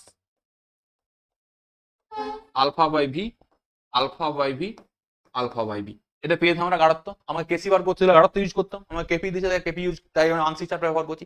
যেমন ভাবে দেবে সেরকম ভাবে করতে পারো। এরকম টাইপের অঙ্ক কিন্তু পরীক্ষায় আসছে তোমাদের, তাই তোমরা কি করবে, এটা ভালো করে ক্যালকুলেশনটা দেখো কি করে করলাম, আশা করি ওটা বুঝতে পেরেছো। এটি ছিল কি আমার, এটি ছিল সমস্ত রকম যে বিয়োজন মাত্রার সঙ্গে আলফার সম্পর্ক। তো দেখো এখানে আলটিমেটলি কি এলো আমার, alpha varies root over of K by P. তাহলে আলফা পি এর মানটা যদি বাড়ে আলফা মানটা কি হবে, কমবে না, ব্যস্তানুপাতিক সম্পর্ক আছে। এখন কোন অপশনটার অ্যান্সার হবে দেখো, যে চাপ হ্রাসে আলফা বৃদ্ধি পায়, অবশ্যই কি হবে, চাপ যখন হ্রাস করবে তখন কি হবে, আলফার মানটা অবশ্যই কি হবে, বৃদ্ধি পাবে। এরপর দেখো চাপ বৃদ্ধি করলে আলফার মান বৃদ্ধি পায় না, আলফার মান চাপের উপর নির্ভর করে, এটাও না, আলফার সঙ্গে পি স্কয়ার সমানুপাতিক না। তাহলে কোনটা হচ্ছে, যে চাপ হ্রাসে কি হয়, আলফার মানটা অবশ্যই বৃদ্ধি পাবে। কারণ এখানে দেখো বার করেছি আমরা, চাপ আছে কি হয়েছে, চাপটা কমালে আলফার মান বৃদ্ধি পাবে। আর যদি সম্পর্ক কি হয়, সম্পর্ক আছে যেখানে সম্পর্কিত হয়ে আছে যে আলফা সমানুপাতিক root over of 1 by P, এভাবে সম্পর্কিত আছে, পি স্কয়ারের সঙ্গে সম্পর্ক নেই কোনো, আশা করি তোমরা বুঝতে পেরেছো। এরপর নেক্সট কোশ্চেন দেখবো আমরা কি বলছে। নেক্সট কোশ্চেনে, নিম্নলিখিত গুলির মধ্যে কোনটিতে সর্বাপেক্ষা অধিক সংখ্যক অনুবর্তমান। দেখো তোমাদেরকে আমি আগে যখন 2017 কোশ্চেনটা করালাম তখনই তোমাকে মূল কনসেপ্ট শিখিয়েছিলাম না, মাঝে মূল সংখ্যা থাকে, উপরে থাকে আণবিক ভর, এদিকে থাকে আয়তন, আর এদিকে থাকে অনুসংখ্যা বার করতে হয়। আমাকে কি বার করতে হবে, তাহলে আমাকে অনুসংখ্যা জিজ্ঞেস করছে কার ক্ষেত্রে বেশি হবে। তো আমাকে যাই দিক না কেন কনভার্ট করবো কিসে, আমি মূলে কনভার্ট করবো। তোমাদেরকে ভালো করে শিখিয়েছি, কিন্তু ভালো করে লক্ষ্য রাখবে, আমি জাস্ট একবারে করে দিচ্ছি কি করে মূল সংখ্যা নির্ণয় করি। দেখো প্রথমে বলেছে কি 10 গ্রাম অক্সিজেন, তাহলে আমি সবাইকে জন্য মূল সংখ্যা নির্ণয় করবো, যার মূল সংখ্যা বেশি হবে তার ক্ষেত্রে অনুসংখ্যা বেশি হবে। কারণ আমরা কি জানি যে 1 মোল সমান হচ্ছে 6.023 গুণিত 10 টু দি পাওয়ার 23। এরপর যদি 2 মোল হয় গুণিত 2, 3 হলে গুণিত 3। তাহলে মোল সংখ্যা বেশি হলে কি হবে, অণু সংখ্যা বেশি হবে। তাহলে 4টা থেকে কি বার করবো, আমি মোল সংখ্যাটা নির্ণয় করে নেবো। দেখো 4টা থেকে মোল সংখ্যাকে বার করছি। প্রথমে দিয়েছে কি গ্রাম দিয়ে দিয়েছে, যদি গ্রাম দেয় তাহলে NO2 কত হবে বলো, যেটা ওজন দেওয়া থাকে, ওজন বাই আণবিক ভর, তাহলে 10 বাই কত হবে 32। তারপরে দিয়েছে আমাকে কত STP তে 5 লিটার নাইট্রোজেন। আচ্ছা বিয়েরটা দেখো, STP তে 15 লিটার হাইড্রোজেন, তাহলে N অফ হাইড্রোজেন, হাইড্রোজেন থেকে কি করে বার করবো আমরা, 22.4 লিটার ডিভাইডেড বাই কি করবো আমরা,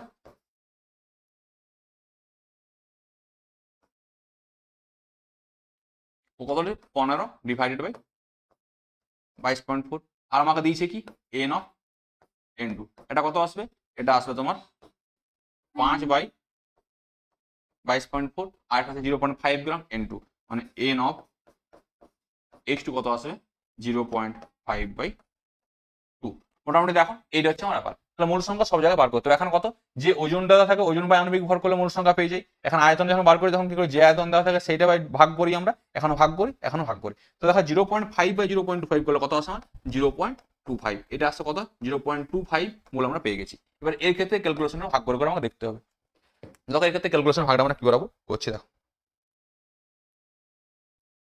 প্রথম কত হচ্ছে 10 ভাজিত 32, তো 10 ভাজিত 32 তখন কত আসছে, এটা আসছে 0.3125, এটা আসছে কত 15 ভাজিত 22.4, 15 ভাজিত 22.4, এটা কত আসবে 0.669।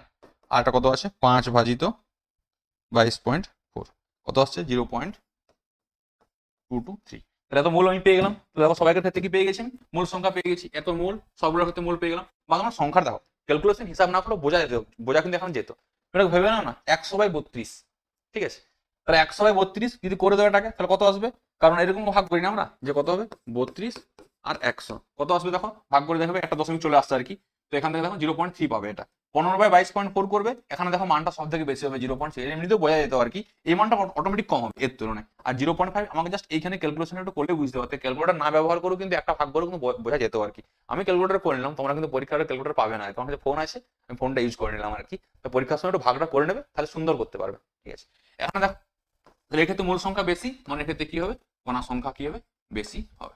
আশা করি বুঝতে পেরেছো কি করে মূল সংখ্যাটা নির্ণয় করলাম, কি করে কোন সংখ্যা বার করতে পারলাম আমরা। তাহলে N অফ H2 সমান কত হবে, মানে এখান থেকে যে দেওয়া আছে এই STP তে 15 লিটার হাইড্রোজেনের ক্ষেত্রে কি হবে অনু সংখ্যা সব থেকে বেশি হবে। এই কোশ্চেন তোমাদেরকে দেখো আমি আবার বলছি, যে কিন্তু একবারে 2016 থেকে 2024 অব্দি যতগুলো PYQ এরকম করে আনবো, প্রতিটা PYQ যদি ভালো করে দেখেছো এবং কিভাবে কোশ্চেনগুলো সলভ করেছে তার থিওরিটা ভালো করে যদি বুঝতে পেরেছো আমি যেভাবে করাচ্ছি, তাহলে কিন্তু শিওর তোমাদেরকে আমি বলছি 2025 সালে যে কোশ্চেনগুলো আসবে বা আপকামিং ইয়ারে, শুধু 25-এ না 26, 27, 28 যতদিন পরীক্ষা হবে এই টাইপের কোশ্চেন বা এই ফরম্যাট যতদিন থাকবে এখান থেকে কোশ্চেন তোমরা প্রতিবার কমন পাবে। তা তোমরা ভিডিওটা লাস্ট অবধি ভালো করে দেখবে এবং প্রতিটা ভিডিও ফলো করবে। শুধুমাত্র দেখলে 2018টা করলে 16-17টা করলে না তাহলে কিছু বুঝতে পারবে না। আমি 16-17তে যে থিওরি করিয়েছি সেই থিওরির বেসিসে এখানে প্রবলেম, এই থিওরিটা আমি আরো করাবো নিশ্চয়ই না। তাহলে 2016-17 ভিডিওটা গিয়ে দেখো, বুঝতে পেরেছো আশা করি।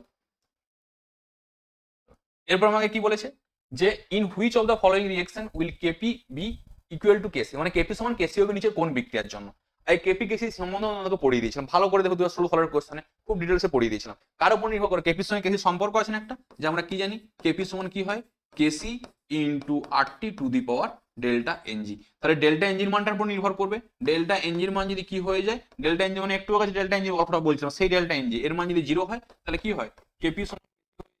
এরপর আমরা কি জানি যে ডেল্টা এনজি আছে এর মান যদি কি হয়, এর মান যদি পজিটিভ হয়, এর মান যদি পজিটিভ হয় তখন কি হয়ে যায়, তখন তোমার কেপি গ্রেটার দেন কেসি হয়। আর যদি ডেল্টা এনজির মান নেগেটিভ হয়ে যায় তখন কি হয় কেপি লেস দেন কেসি হয়। তাহলে আমাকে বার করতে দিয়েছে কি যে কখন সমান হবে, কি বার করবো ডেল্টা এনজির মান নির্ণয় করবো। ডেল্টা এনজি তখন নির্ণয় করা শেখাচ্ছি তোমাদেরকে। 1 নম্বর রিঅ্যাকশনের জন্য বার করো এই দিকের মূল সংখ্যা গ্যাসিয়াস মূল সংখ্যা মাইনাস এদিকে গ্যাসিয়াস মূল সংখ্যা। তাহলে প্রথম রিঅ্যাকশনের জন্য ডেল্টা এনজি 1 কত আসবে, 1 নম্বর বলে 1 দিয়েছি আর কি, কত আসবে 2 মাইনাস 3 প্লাস 1, তাহলে কত আসছে এটা -2। দ্বিতীয় রিঅ্যাকশনের ক্ষেত্রে দেখো কি বার করবো আমরা ডেল্টা এনজি 2 কত আসবে, এখানে দেখো 2 মাইনাস থেকে কত আছে 1 প্লাস 1, 1 প্লাস 1 মানে কত আসছে 2 মাইনাস 2 মানে 0। তারপরে দেখো 3 নাম্বার রিঅ্যাকশনের জন্য বার করবো আমরা ডেল্টা এনজি 3, এটা কত আসবে দেখো এদিকে কত আছে 1 1 সবাই কিন্তু গ্যাস আছে, দেখ সবগুলো গ্যাস আছে বলে কোনো অসুবিধা নেই এখানে। তাহলে কত হবে 1 প্লাস 1 মাইনাস 1, তাহলে কত আসবে এটা প্লাস হয়ে গেল। তারপর এর ক্ষেত্রে বার করবো আমরা কত আসবে ডেল্টা এনজি সমান কত আসবে 2 প্লাস 1 মাইনাস 2, তাহলে কত আসবে এর ক্ষেত্রে প্লাস 1। তাহলে দেখো কার ক্ষেত্রে ডেল্টা এনজির মানটা 0 আসছে? এই 2 নম্বর রিঅ্যাকশনের ক্ষেত্রে ডেল্টা এনজির মানটা 0 আসছে। তাহলে এই ক্ষেত্রে কি হবে? এই বিক্রিয়ার ক্ষেত্রে ডেল্টা এনজির মান 0 আসার জন্য এই বিক্রিয়ার ক্ষেত্রে কেপি সমান কি হবে? আমার কেসি হয়ে যাবে। বাদবাকি যে বিক্রিয়াগুলো আছে দেখো, আমি যদি এই বিক্রিয়ার কথা বলতাম তাহলে কোন বিক্রিয়ার ক্ষেত্রে কেপি গ্রেটার দেন কেসি হবে, কেপি লেস দেন কেসি বার করতে পারবে। ডেল্টা এনজির মানটা বার করে দিয়েছে না, এরপর তো বার করাটা ইজি ব্যাপার, তো আশা করি তোমরা নির্ণয় করতে পারবে। তারপরের কোশ্চেন হবে কি বলেছে, ঋণাত্মক আধান বিশিষ্ট একটি কলয়েডের তঞ্চনের জন্য নিম্নলিখিত ধনাত্মক আয়নগুলির মধ্যে কোনটি সর্বাপেক্ষা অধিক কার্যকরী হবে? দেখো একটু আগে আমি কলয়েড সম্বন্ধে আলোচনা করছিলাম, বললাম তঞ্চন সম্বন্ধে পাবো আমরা কোশ্চেন, তঞ্চনের কোশ্চেন আমরা আগে পেয়েছি, আর সেখানে কিন্তু আমি ভালো করে থিওরি বলে করে বুঝিয়ে দিয়েছি, এখানে পেয়েছি যখন আরেকবার বলে দিচ্ছি আর কি। প্রথম কথা তঞ্চন, তঞ্চন মানে কি বললাম, কলয়েডের আধান যা হবে তার অপোজিট আধান দিলে কলয়েডটা কি হবে? তঞ্চিত হবে বা অধক্ষিপ্ত হবে। এটা তঞ্চনের মেন কনসেপ্ট। তঞ্চন সংক্রান্ত বিজ্ঞানী সুলজিয়াহাটি দুটো নিয়ম দিয়েছিল। নিয়মটা কি ছিল? ফার্স্ট নিয়ম ছিল এরকম যে সবসময় বিপরীত আধান দায়ী থাকবে তঞ্চনের জন্য, আর সেকেন্ড সূত্রটা কি ছিল? যে আধানের মান বেশি হলে তঞ্চন বেশি হবে। এটি মেন ব্যাপার। তখন তো তঞ্চন সংক্রান্ত কি করেছিল? যে সুলজিয়াহাটি ছিল আমাদের, এই সুলজিয়াহাটি দুটো নিয়ম দিয়েছিল। একটা নিয়ম কি? অপোজিট আধান, অপোজিট আয়ন, আর 2 নম্বর যে রুলটা ছিল যে হচ্ছে মোর চার্জ, কি হয়? মোর কোয়াগুলেশন। কি হচ্ছে? মোর চার্জ হলে মোর কোয়াগুলেশন হয়, মানে চার্জ বেশি হলে তঞ্চন বেশি হবে, এইটুকুনি যা। এবার আমাকে বলে দিয়েছে কি, যে একটি ঋণাত্মক আধান বিশিষ্ট কলয়েড আছে, তাহলে ঋণাত্মক আধান বিশিষ্ট কলয়েডকে তঞ্চন কে ঘটাবে? ধনাত্মক আধান। কে সব থেকে ভালো ঘটাতে পারবে? যার মধ্যে আধানের পরিমাণ বেশি আছে। এর মধ্যে দেখো আধানের পরিমাণ কারখানে বেশি আছে, এ প্লাস, এও plus, A2 plus, A3 plus. তাহলে কে সব থেকে বেশি আছে? A3 প্লাস সব থেকে বেশি আছে, অতএব এর ক্ষেত্রে কি হবে? এর ক্ষেত্রে তঞ্চন ভালো হবে। আশা করি বুঝতে পেরেছো। এরপর অনেক সময় তোমাকে কলয়েডের আধানটা না বলে দিয়ে কোনো কলয়েডের নাম উল্লেখ করে দেবে, যে এই কলয়েডের তঞ্চনের জন্য নিচের কোনটি সব থেকে বেশি কার্যকরী হবে। তাহলে তোমাকে কিন্তু জানতে হবে কিছু কলয়েড আছে তাদের আধানগুলো কি হয়ে থাকে। তো আমি সেগুলো লিখে দিচ্ছি, তোমরা অবশ্যই খাতাতে নোট ডাউন করে রাখো। তোমরা কিন্তু ভিডিওটা এমনি এমনি দেখো না কেউ, যখন ভিডিওটা দেখবে খাতাতে অবশ্যই লিখে রাখবে প্রতিটা থিওরি, যা থিওরি বোঝে সেই থিওরি, আর তার সঙ্গেই কোশ্চেন। তাহলে কি হবে? একটা ভালোভাবে রেডি হয়ে যাবে। এরপর তুমি কি করবে? থিওরিগুলো কিন্তু রিভাইজ করবে। যদি রিভাইজ না করেছো তাহলে কিন্তু কোনো পড়ে লাভ নেই। যত বেশি রিভাইজ করবে পরীক্ষাটা তত বেশি মনে থাকবে। একবার করে নিলে সলভ, রেখে দিলে না। আমি যেহেতু একটা কোশ্চেন রিলেটেড আরো 4-5টা কোশ্চেন আলোচনা করে দিচ্ছি, আর তুমি দেখো একই থিওরি থেকে কোশ্চেন দিচ্ছে। সুলজিয়াহাটির নিয়ম, কলয়েড থেকে যতবার কলয়েডের কথা উঠছে, 2016 সালে এসেছিল, 2018 সালে এসেছে, এই কোশ্চেন বারবার ধরে রিপিট আসছে। তো এইভাবেই পড়লে কি হয়? তুমি যদি পিওয়াইকিউ গুলো ভালো করে সলভ করে যাও না, তো মিনিমাম অন্তত তোমার 14-15 নাম্বার পেয়ে যাবে আশা করা যায় কেমিস্ট্রি থেকে। ঠিক আছে, তো চলো আমরা দেখি। যদি তোমার AS2S3 এই কলয়েডটি হয় ঋণাত্মক, তারপরে AgI I মাইনাস এটাও হয় ঋণাত্মক, AgI পাবলিক Ag প্লাস এইটা ধনাত্মক, আর একটা থাকে FeOH এর হোল 3 এইটু হয় ধনাত্মক।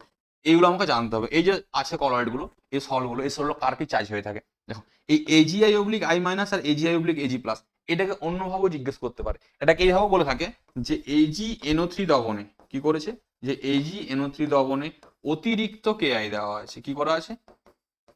অতিরিক্ত KI। তখন তৈরি হবে AgI I মাইনাস, আর যদি এখানে দেয় তখন অতিরিক্ত AgNO3 দ্রবণে KI দেওয়া আছে। অতিরিক্ত AgNO3 দ্রবণে কে আছে? KI। যেটা অতিরিক্ত হবে, যদি অতিরিক্ত KI ব্যবহার করি নেগেটিভ হবে, আর অতিরিক্ত AgNO3 ব্যবহার করলে কি হবে? পজিটিভ হবে। তো ভালো করে মনে রাখবে কোন সলের ক্ষেত্রে কি হয়, আধানটা কি হয়ে থাকে।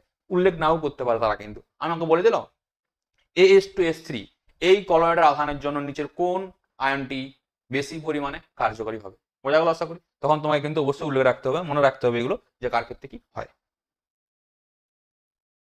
এরপর দেখো নেক্সট কোশ্চেন কি বলেছে, কোন তাপমাত্রায় SO2 আরএমএস গতিবেগ 303 কেলভিন তাপমাত্রায় অক্সিজেনের আরএমএস গতিবেগের সঙ্গে সমান হবে। তাহলে আমাকে কি বলেছে? আরএমএস গতিবেগ। দেখো যে গ্যাস মলিকুল গুলো আছে না, এই গ্যাস মলিকুলের মধ্যে কি হয়? ওরা বিভিন্ন রকম গতিবেগ থাকে। একটা হচ্ছে আরএমএস, যেটাকে বলি আমরা রুট মিন স্কয়ার ভেলোসিটি, একটাকে বলি অ্যাভারেজ ভেলোসিটি, আর একটাকে বলি আমরা হচ্ছে কি তোমার মোস্ট প্রবাবল ভেলোসিটি। তো তিনটে ভেলোসিটি আছে, আমি তিনটে ভেলোসিটি আলোচনা তোমাদেরকে একবারে করে দিচ্ছি। তো দেখো প্রথমে কি বললাম, প্রথমে আছে CRMS। আরএমএস মানে হচ্ছে রুট মিন স্কয়ার, যেটাকে বলি আমরা গড় বর্গবেগের বর্গমূল। এর ফর্মুলাটা কত হয়ে থাকে? √3RT/M। এমটা কি হচ্ছে? যে গ্যাসটা ব্যবহার করবে তার আণবিক ভর, টিটা হচ্ছে টেম্পারেচার, আর আরটা হচ্ছে কি সার্বজনীন গ্যাস দ্রব্য। এরপর কি আছে? C average. এর ফর্মুলা হয়ে থাকে √8RT/M। আর একটা কি আছে? C most probable. এর ভ্যালুটা হয়ে থাকে √2RT/m। তাহলে মনে রাখো যাবে ভালো করে, RMS এ কটা ওয়ার্ড আছে? 3টে ওয়ার্ড, আর MS 3টে ওয়ার্ড, ওই জন্য 3RT/m আছে। মোস্ট প্রবাবল কটা ওয়ার্ড আছে? 2টো ওয়ার্ড, তাহলে কত আছে? 2RT/m। আর এভারেজ মানে একটু বেশি হয়, এরকম ভাববে যে এভারেজ মানে কি, এভারেজ মানে মিডিলে থাকবে আর কি, ওই জন্য কিছু 8RT/m পাই আছে না, ওই জন্য ভ্যালুটা ভাগ করলে কমে যায়। এবার পরীক্ষায় এদের অনেক সময় রেশিও জিজ্ঞেস করে, ডিরেক্ট তোমাকে রেশিও জিজ্ঞেস করে, কার মান সব থেকে বেশি হয়? মনে রাখবে CRMS যেটা থাকে না, এই CRMS ভেলোসিটির মান সব থেকে বেশি হয়, তারপরে C এভারেজ, তারপরে হয় C মোস্ট প্রবাবল। এদের যে রেশিওটা হয়, রেশিওটা কত হয়? আমি যদি বলি CRMS is to C most probable is to C average, এদের রেশিওটা হয়ে থাকে কত? √3 √8/π ইজ টু কত হবে? √2। এটা ভাগ করবে তাহলে আসবে কত? 1:0.92 ইজ টু 0.81। এটা হচ্ছে রেশিও। তাহলে কার মান সব থেকে বেশি? এই রেশিওটা পরীক্ষা ডিরেক্ট তোমাকে জিজ্ঞেস করতে পারে, এটাও জিজ্ঞেস করতে পারে, এটাও জিজ্ঞেস করতে পারে, এটাও জিজ্ঞেস করতে পারে, এখান থেকে ডিরেক্ট জিজ্ঞেস করতে পারে। তো এই 3 প্রকার ভেলোসিটি আমরা গ্যাসের ক্ষেত্রে দেখতে পাই। বোঝা গেছে আশা করি। এরপর দেখো আমরা আমাকে এখান থেকে অঙ্ক করতে দিয়েছি। কি অঙ্ক বলেছে? যে কোন তাপমাত্রায় SO2 আরএমএস গতিবেগ 303 কেলভিন উষ্ণতায় অক্সিজেনের আরএমএস গতিবেগের সঙ্গে সমান হবে। মানে দুটো আরএমএস গতিবেগ সমান বলছে, কোন উষ্ণতায় সমানটা হবে? একটা দিয়েছে অক্সিজেনের আরএমএস, একটা দিয়েছে কার? SO2 RMS. তাহলে SO2 এর জন্য আরএমএসটা কি পাবো? যে CRMS অফ SO2 লিখতে পারি তো আমরা। তাহলে কত আসবে? √3। SO2 এর আণবিক ভর কত হবে? SO2 একটা সালফারের হয় 32, দুটো অক্সিজেনের হবে 32, মানে কত আসবে এটা? 64। আর একটা দিয়েছে অক্সিজেন, অক্সিজেনের ক্ষেত্রে কত আসবে? 32। আশা করি বুঝতে পারলে কত হচ্ছে। তার ক্ষেত্রে কত আসবে? 3RT ডিভাইডেড বাই কত হবে? আসবে তোমার আরএমএস জন্য 64। বোঝা গেল আশা করি। এরপর CRMS অফ অক্সিজেন বার করো, কত আসবে এটা? এটা আসবে তোমার 303 কেলভিন বলে দিয়েছে। 3RT 303 বসিয়ে দাও, ডিভাইড বাই অক্সিজেনের ক্ষেত্রে কত আসবে? 32। তাহলে এরপর ডিরেক্ট তুমি সমান করে আমাকে বলে যে সমান হবে, তাহলে √3RT/64 সমানই কত হবে? √3R গুণিত 303/32। রুটটা কেটে যাবে, আর 3 আর 3 কেটে যাবে, রুট কেটে যাচ্ছে, 3 আর 3 কেটে যাচ্ছে, 32 দুগুণে 64। তাহলে টি সমান কত আসবে? 303 গুণিত 2 সমান কত আসছে? 606 কেলভিন উষ্ণতা।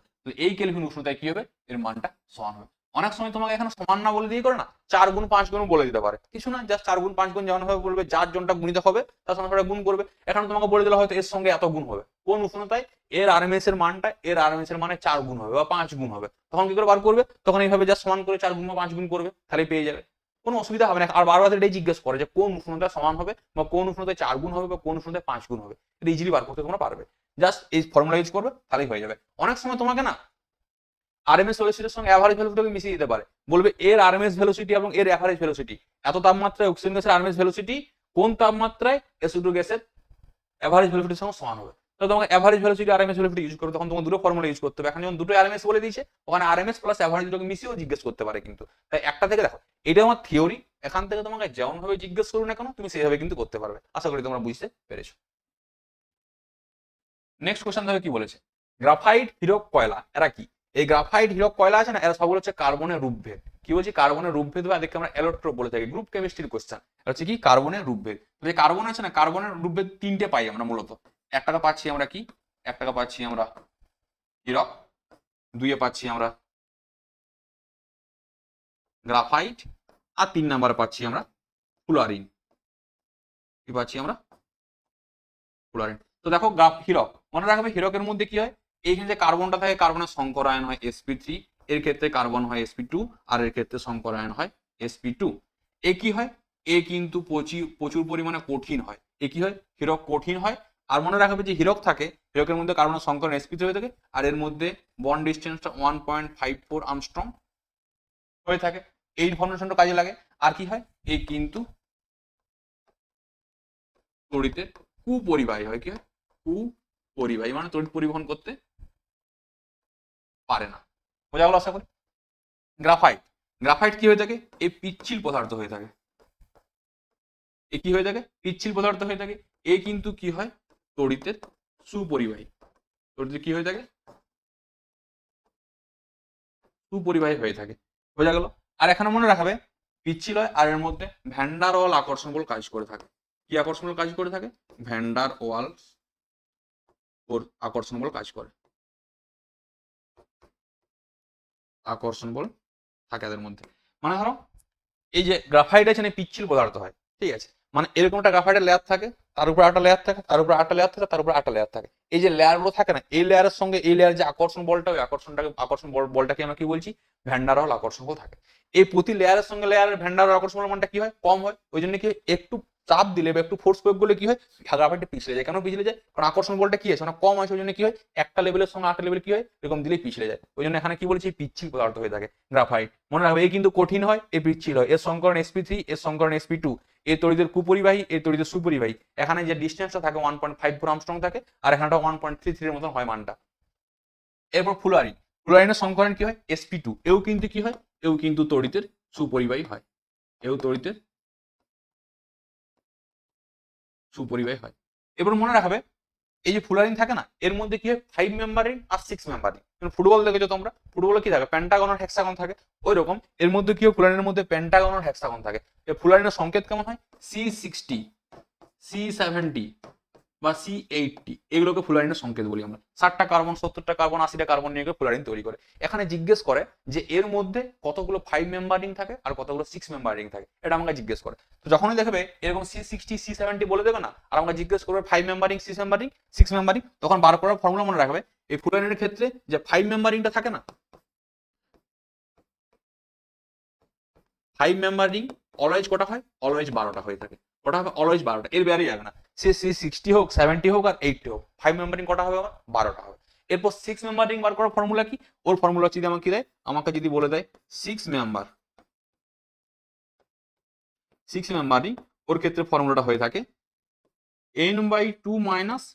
কি বলছি, n/2 - 10। এনটা কি, কতগুলো আমার কার্বন আছে, 60টা কার্বন, তাহলে কত হবে, 60/2 মানে 30 - 10 মানে 20টা থাকবে। আমাকে যদি 70টা বলে দেয়, তো 70/2 মানে 35 - 10 মানে 25। এরকম করে এন এর মান হচ্ছে কটা কার্বন সংখ্যা আছে। এভাবে কি করতে পারি, এভাবে আমরা ফ্লুয়ারিনের ক্ষেত্রে 5 মেম্বার রিং আর 6 মেম্বার রিং কটা আছে সেটা বার করতে পারি। এগুলো কিন্তু পরীক্ষায় জিজ্ঞাসা করে, যতগুলো বললাম এগুলো বিভিন্ন পরীক্ষায় এসছে, জ্ঞান পাশে যে কোনো সময় জিজ্ঞেস করতে পারে যে কি, হিরো গ্রাফাইট ফ্লুয়ারিন স্টেটমেন্ট টাইপের কোশ্চেন দেবে তোমাদের। সেই এমএসকিউ থাকে না, 5টা এমএসকিউ, ওই 5টা এমএসকিউ যখন তখন স্টেটমেন্ট দিয়ে দেবে, যে বলে দিল যে হীরক তড়িতের সুপরিবাহী, হীরক তড়িতের কুপরিবাহী হয়, তড়িৎ পরিবহন করে না।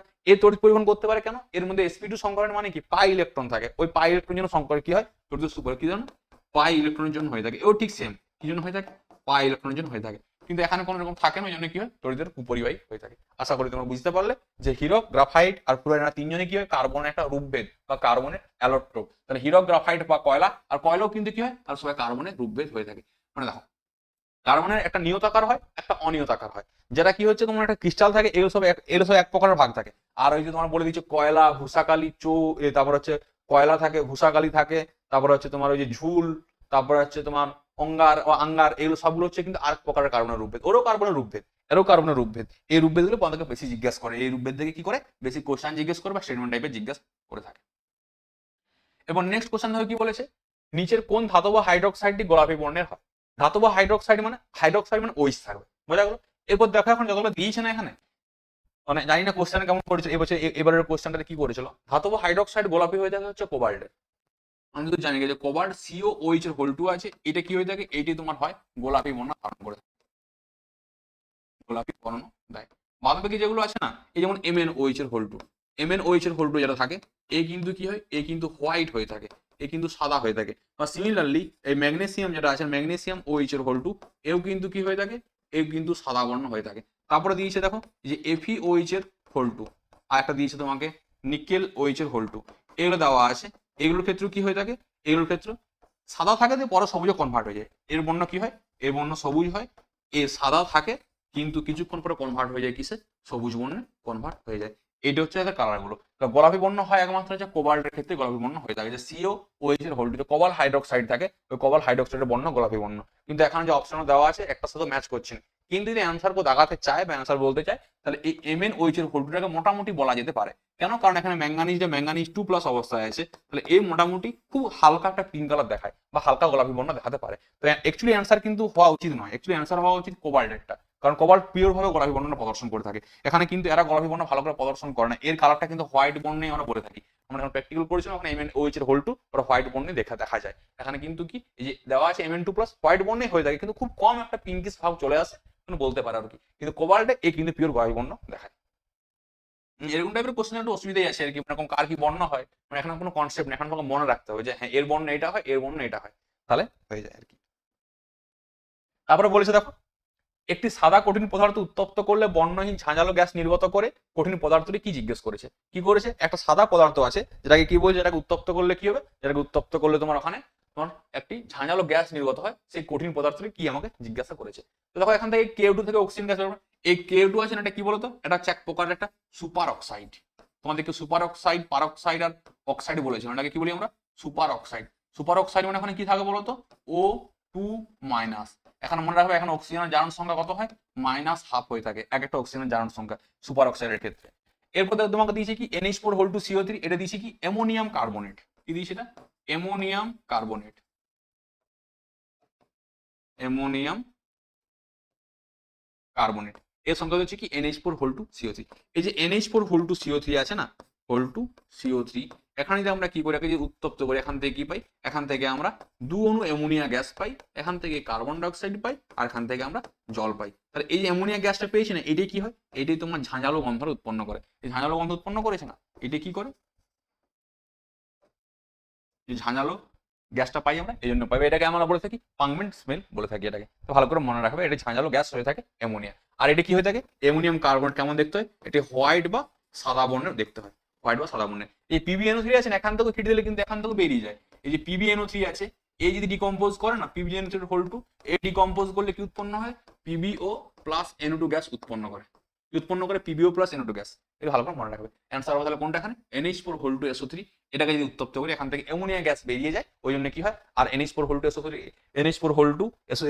কি হয়, আমার CO3 অ্যামোনিয়াম কার্বনেট, এটা সাদা পদার্থ, তাহলে অ্যান্সার কোনটা হবে NH4 মানে এখানে তোমাকে আমি কি বোঝাবো আমি নিজেও জানি না, মানে এখানে এই থিওরি মানে প্রতিটা কোশ্চেন যেমন কি করছে থিওরির সাহায্যে বুঝিয়ে বুঝিয়ে করছি, এখানে কি থিওরি আছে সেটা জানি না। দেখো যেগুলো যেগুলো হিট দিলে বাকি যে রিঅ্যাকশন গুলো হয়, যে মানে অপশন দেখে করে সেই অপশন টাইপের কিছু জিনিস বলে দিলাম, যে এখানে এইটা এরকম হয়, এটা এরকম হয়, এরকম হয়। আর N2SO4 যেটা দেওয়া আছে ওটা সোডিয়াম সালফেট বলে থাকি আমরা, যেমন হয় না H2SO4 হাইড্রোজেন কি বলে সালফিউরিক অ্যাসিড বলে থাকি আমরা, ওখানে H2SO4 তৈরি হয়েছে। হ্যাঁ এখন H2SO4 কথা বলে দিচ্ছি, দেখো কি বলছি আমরা, H2SO4 এর মধ্যে কত হয়, এর মধ্যে দুটো আয়নাইজেবল হাইড্রোজেন আছে, দুটো আছে না, এখান থেকে যদি কি হয় NH এর সঙ্গে বিক্রিয়া করে তখন উৎপন্ন করে কি NO2SO4 উৎপন্ন করে। এর মধ্যে কটা আয়নাইজেবল হাইড্রোজেনের, দুটো। এর স্ট্রাকচারটা পরীক্ষায় জিজ্ঞেস করে কিন্তু, S double bond single bond OH, আর একটা হয় সিঙ্গেল বন্ড OH। তাহলে এই যে হাইড্রোজেন দুটো আছে এই দুটো আয়নাইজেবল হাইড্রোজেন, ওই জন্য এখানে কি করেছে দু রকম লবণ উৎপন্ন করে থাকে, একটা NaHSO4 হয় আর একটা Na2SO4 উৎপন্ন করে থাকে, দুটো আছে। এর সংকরণ কত হয়ে থাকে, এর সংকরণ হচ্ছে sp3, আর এর জারণ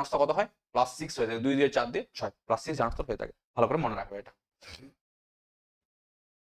এরপর জিজ্ঞাসা করে দেখো NaCN এর জলীয় দ্রবণ কি হবে, কি দিচ্ছে আমাকে NaCN। প্রথমত NaCN কি একটা লবণ, এটা কোনখান থেকে তৈরি হয়েছে বলতো, NaOH প্লাস HCN, এই দুটোকে মিশিয়ে আমরা তৈরি করেছি। NaOH কি আমার একটা স্ট্রং বেস, আর এটা কি আমার একটা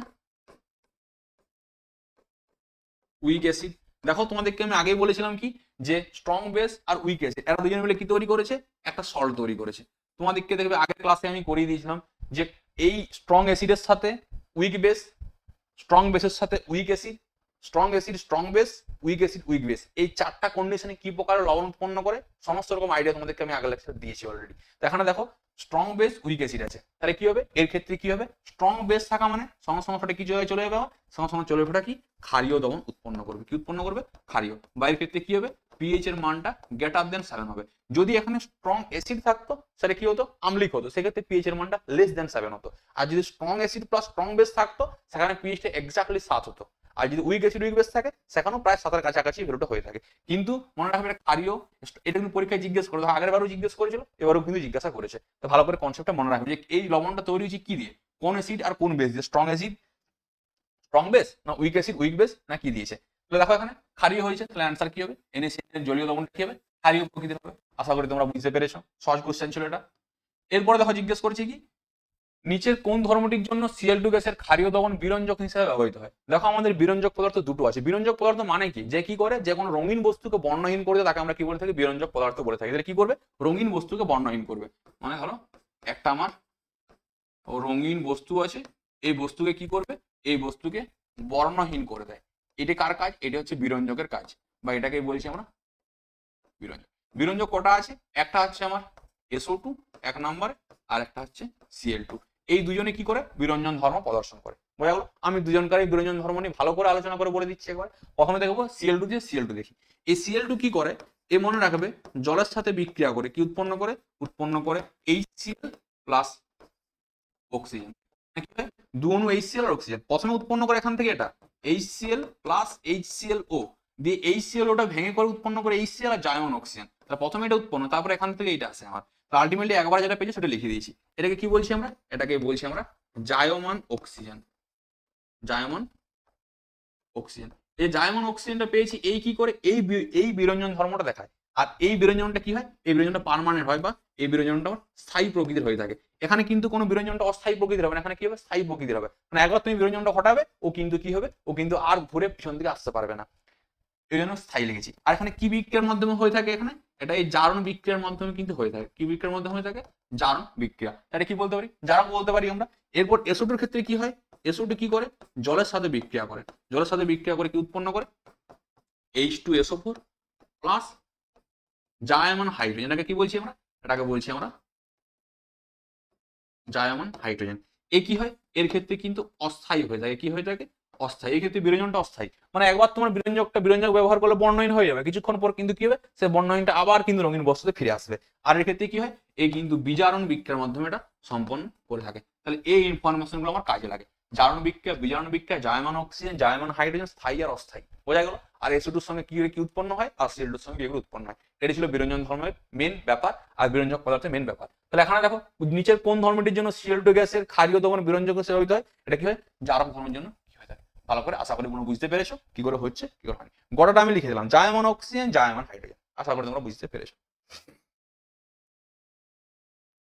নেক্সট কোশ্চেন দিয়েছে দেখো, নিচের কোন যৌগটি জলীয় দমন তীব্র আম্লিক হবে। আমাকে জিজ্ঞেস করছে কার জলীয় দমনটা কি হবে, তীব্র আম্লিক হবে। আম্লিকতা কার উপর নির্ভর করে থাকে, জারণ স্তরের উপর নির্ভর করতে হয়। জারণ স্তর বেশি হলে আম্লিকতা বেশি হয়, জারণ স্তর কম হলে আম্লিকতা কম হয়। তাহলে এখানে দেখো জারণ স্তর নির্ণয় করো। এখানে কত আছে +2, এখানে কত আছে +2, এখানে +1, এখানে +3। তাহলে কার আছে LCl3 এর ক্ষেত্রে কি আছে আমার, LCl3 এর ক্ষেত্রে জারণ স্তর বেশি আছে বলে এই সব থেকে কি হবে, সবচেয়ে বেশি আম্লিক হবে। সবচেয়ে বেশি কি হবে, আম্লিক হবে। আশা করি বুঝতে কোনো অসুবিধা নেই। জারণ স্তর বেশি হলে আম্লিকতা বেশি, আমরা পড়েছি অলরেডি। অক্সাইডের ক্ষেত্রে অ্যাপ্লিকেবল করতে পারো, এখানে অ্যাপ্লিকেবল করতে পারো, এটা বলতে পারো। বা এখানে এও বলতে পারো যে LCl3 আছে না, ওর মধ্যে কি আছে, ও কিন্তু ভালো লুইস অ্যাসিড হিসেবে কাজ করে থাকে। কি হিসেবে কাজ করে থাকে, লুইস অ্যাসিড। লুইস অ্যাসিড দেখো তোমাদেরকে অ্যাসিড বেসের কনসেপ্ট কিন্তু আমি বলেছি already. Luis acid, Luis base, Arrhenius acid, Arrhenius base. আরটা বলেছিলাম বন্ডস্টেড লাউরি অ্যাসিড, বন্ডস্টেড লাউরি বেস আর কি। ওখানে অনুবন্ধী ক্ষার, অনুবন্ধী অ্যাসিড সব আলোচনা করে দিয়েছি। ভালো করে দেখবে, অনেক পড়ানো আছে, অনেক কোশ্চেন ঠিকঠাকভাবে আলোচনা করে দিয়েছি। এগুলো ভালো করে যদি মাথায় রাখতে পেরেছো, ভালো করে যদি এগুলোকে নিয়ে পরীক্ষা দিতে গেছো, তো আশা করি তোমাদেরকে কেমিস্ট্রিতে যথেষ্ট পরিমাণ ভালো স্কোর করতে পারবে। এখানে অ্যান্সার কোনটা হচ্ছে, এখানে অ্যান্সার হচ্ছে LCl3। আশা করি তোমরা বুঝতে পেরেছো। নেক্সট কোশ্চেন দেখো কি বলেছে, যে ক্ষারীয় ধাতুগুলি কি। আগে বলো ক্ষারীয় ধাতু কোনগুলোকে বলি আমরা, ঠিক আছে, বা ক্ষার ধাতু বা ক্ষারীয় ধাতু। ক্ষারীয় ধাতু জিজ্ঞেস করেছে এখানে। ক্ষারীয় আমাদের ধাতুগুলো দু রকম থাকে না, পর্যায় সারণী গ্রুপ 1, তারপরে কে থাকে গ্রুপ 2, তারপরে 3 থেকে এরকম করে চলে যায় 12 অবধি, তারপরে এখান থেকে 13 থেকে 18 অবধি। এই দুটোকে আমরা কি বলি, এটাকে বলি আমরা S ব্লক, এটাকে বলি আমরা D ব্লক, আর এটাকে বলি আমরা P ব্লক। আর নিচে কে থাকে আমার, নিচে এই জায়গাটা দেখবে এ ব্লক থাকে না, এটা এরকম পর্যায় সারণী দেখতে হয়। এবার মনে রাখবে গেলে এলাকা এই ব্লক মৌল বলা হচ্ছে। এই এস ব্লক মৌল আছে না, এদিকে আমরা কি বলি, এদিকে আমরা বলি ক্ষার বলি, এদিকে ক্ষার ধাতু বলে থাকি। কি বলছি, গ্রুপ 1 টাকে ক্ষার ধাতু বলি। গ্রুপ 2 কে কি বলছি আমরা, একে বলি আমরা ক্ষারীয় মৃত্তিকা ধাতু। কেন ক্ষারীয় মৃত্তিকা বলছি, কারণ এটাকে মাটিতে পাওয়া যায়। এটাকে কি বলছি আমরা, ক্ষারীয় মৃত্তিকা ধাতু বলে থাকি। এরপর বাকি দেখে আমরা কি বলি, এদেরকে আমরা প্রতিনিধি মৌল বলে থাকি। কি প্রতিনিধি মৌল বলে থাকি। 13 থেকে 18 থেকে কি বলি আমরা, প্রতিনিধি মৌল। এইটাকে বলি আমরা সন্ধিগত মৌল, এটাকে বলি অভ্যন্তরীণ সন্ধিগত মৌল, এটাকে বলি আমরা ট্রানজিশন এলিমেন্ট, এটাকে বলি ইনার ট্রানজিশন এলিমেন্ট। এটাকে কি বলছি আমরা, এটাকে বলি আমরা সন্ধিগত মৌল, এটা ট্রানজিশন, একটা ইনার ট্রানজিশন হয়ে থাকে সন্ধিগত, আর এটাকে বলি আমরা অভ্যন্তরীণ সন্ধিগত মৌল বলে থাকি। আর এটাকে প্রতিনিধি মৌল বলছি। এখানেই থাকবে দেখবে 18 নম্বরটাকে কি বলি, নোবেল গ্যাস বলে থাকি। 17টাকে কি বলি, হ্যালোজেন। 15টাকে কি বলি, নিক্টোজেন। আর 16টাকে কি বলি, চালকোজেন। ভালো কিন্তু মনে রাখবে, চালকোজেন, নিক্টোজেন, হ্যালোজেন, আর একটা হচ্ছে নোবেল গ্যাস। 18টাকে কি বলছি, নোবেল গ্যাস। 17টাকে বলি হ্যালোজেন। নোবেল, যে হ্যালোজেন 16টাকে বলি আমরা চালকোজেন, আর যারা 15 থাকে ওকে বলি আমরা নিক্টোজেন। বোঝা গেল আশা করি, এগুলো কিন্তু মনে রাখবে। আর মুদ্রা ধাতু কাদেরকে বলি আমরা, যেরকম মুদ্রা হিসেবে ব্যবহার করেছে কপার, সিলভার, গোল্ড, এদেরকে কি বলি আমরা মুদ্রা ধাতু। ওরা কত নম্বর গ্রুপে থাকে, ওরা থাকে তোমার 11 নম্বর গ্রুপে। এখানে থাকে না, এখানে 11 আছে, 11 থাকে কপার, সিলভার, গোল্ড, ওদেরকে আমরা বলে থাকি মুদ্রা ধাতু। বোঝা গেল আশা করি। এস ব্লক মৌল যেগুলো আছে এদের ইলেকট্রনিক কনফিগারেশন কত হয়, NS1 আর NS 1 থেকে 2 হয়। ডি ব্লকের ক্ষেত্রে কত হয়, N-1 ডি 1 থেকে 10, NS 1 থেকে 2। পি ব্লকের ক্ষেত্রে কত হয়, NS2 NP1 to 6। এর ক্ষেত্রে কত হয়ে থাকে, N-2 F 1 থেকে 14, N-1 ডি 0 থেকে 1, NS2।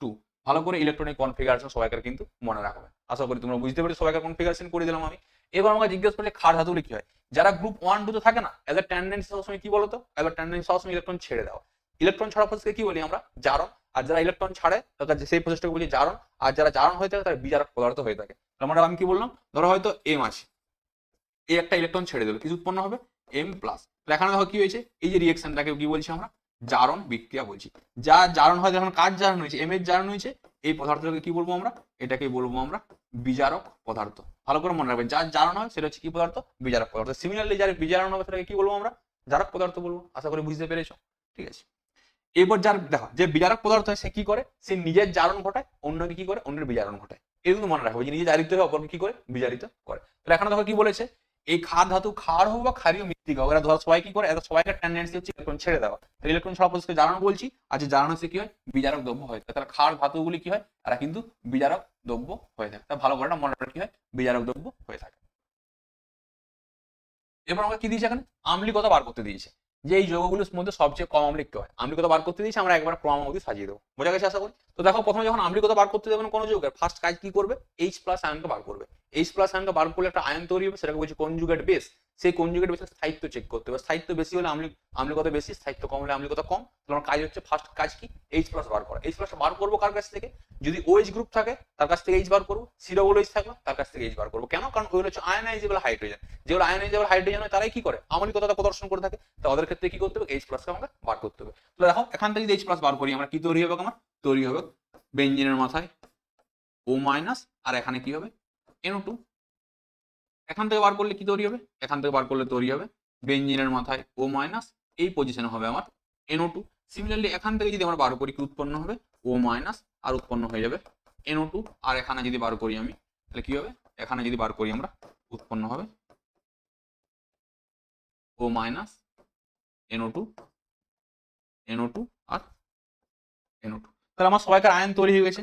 এটাকে 1 দিলাম, এটাকে 2 দিলাম, এটাকে দিলাম 3 নাম্বার আয়ন, এটাকে দিলাম 4 নাম্বার আয়ন। তাহলে চারটা আয়ন তৈরি হয়ে গেছে। চারটা আয়নের স্থায়িত্ব চেক করবো, স্থায়িত্ব বেশি হলে আম্লিকতা বেশি, স্থায়িত্ব কম হলে আম্লিকতা কম। মাথায় কি চাই যাচ্ছে, অক্সিজেন মাথায় মাইনাস চার্জ। তাহলে মাইনাস চার্জকে স্থায়িত্বতে কোন ইফেক্ট গুলো, -I ইফেক্ট আর -R ইফেক্ট। বোঝা গেল, -I ইফেক্ট মানে কি করে, বন্ধনের মাধ্যমে ইলেকট্রন টানে, -R মানে সে রেজোনেন্সের মাধ্যমে ইলেকট্রন টানে। তাহলে NO2 মধ্যে কি ইফেক্ট আছে, -R ইফেক্ট আছে। ও কি করে, রেজোনেন্সের মাধ্যমে ইলেকট্রন টানতে পারে। কখন টানতে পারে, যদি সে অর্থ পজিশন আর প্যারা পজিশনে যুক্ত থাকে, তখনই সে কি করে, অর্থ আর প্যারা পজিশনে যুক্ত থাকলে সে কিন্তু -R ইফেক্ট প্রদর্শন করে। আর যদি কি হয়, মেটা পজিশনে থাকে, সে কি ইফেক্ট প্রদর্শন করে, -I ইফেক্ট প্রদর্শন করে। তাহলে এখানে দেখো মেটা পজিশন কোনটাকে বলছি, এর সাপেক্ষে এটাকে অর্থ বলি, এটাকে মেটা বলি, এটাকে আমরা প্যারা বলি। তাহলে এখানে কি ইফেক্ট দেখাবে, সে এখানে দেখাবে -I ইফেক্ট, এখানে কি দেখাবে -R ইফেক্ট, এখানেও দেখাবে -R ইফেক্ট। আর এখানে কি করবে, একসঙ্গে তিনটে দেখালো -R ইফেক্ট।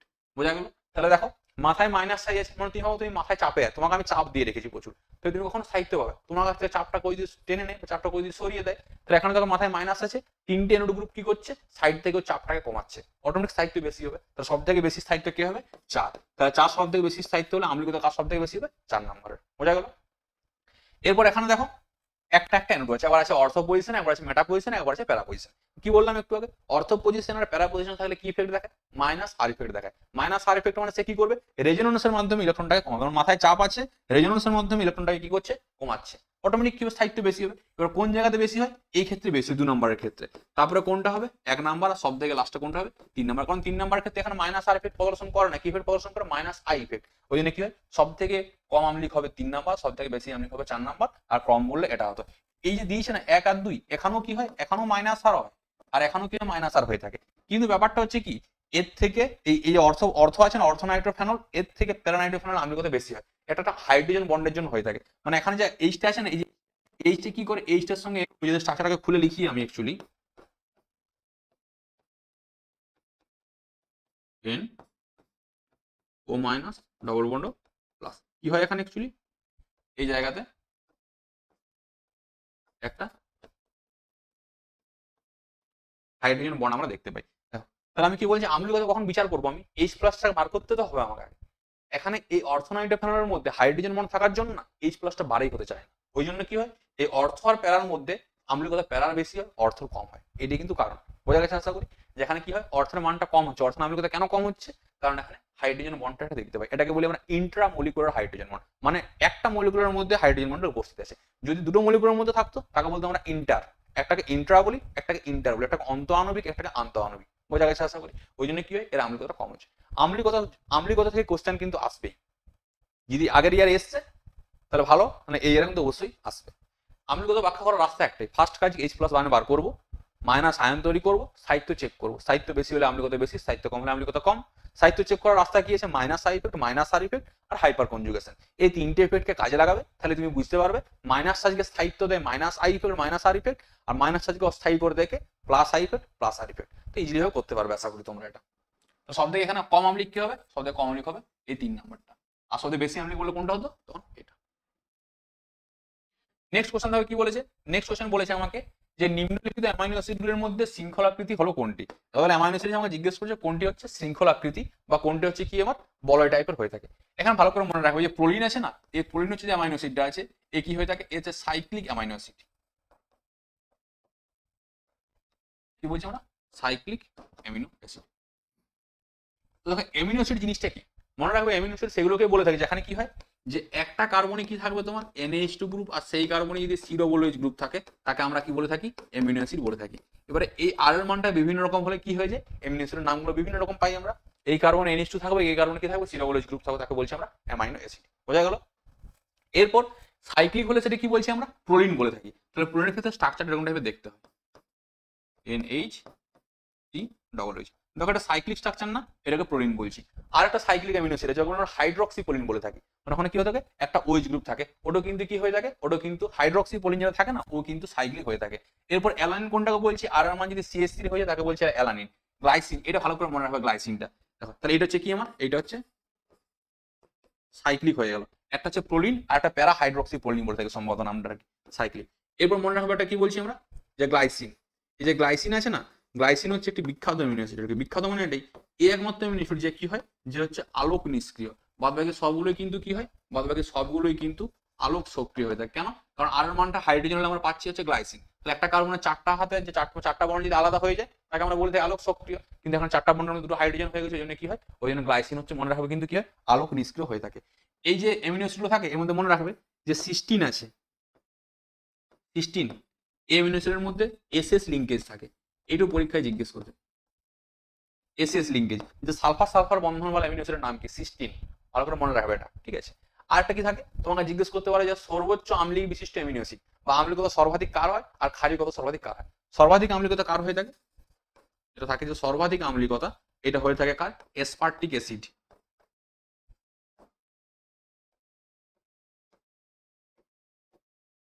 এসপার্টিক অ্যাসিড যেটা আছে এটা কি হয়ে থাকে, এটা তো সর্বাধিক আম্লিক অ্যামিনো অ্যাসিড হয়ে থাকে। কি বলছি আমরা, সর্বাধিক আম্লিক অ্যামিনো অ্যাসিড। আর যদি আমি কি বলি, সর্বাধিক ক্ষারীয় অ্যামাইনো অ্যাসিড বলে থাকি, তাহলে সেক্ষেত্রে কি হবে, সেক্ষেত্রে আসবে এসপারজিন। সেক্ষেত্রে আসবে এসপারজিন, নামটা দেখে নিচ্ছে এখন।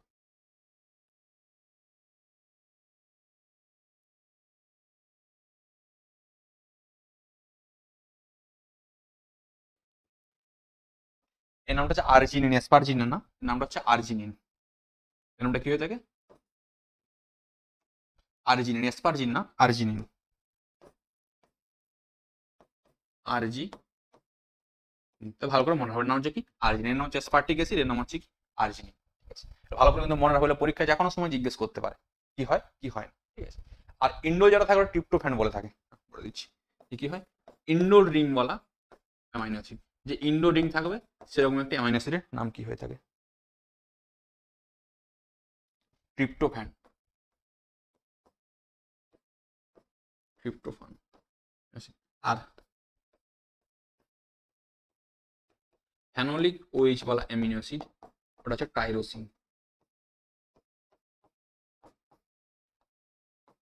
এটা ভালো করে মনে রাখবে, কত অ্যামিনো অ্যাসিডের নাম বলে দিলাম না।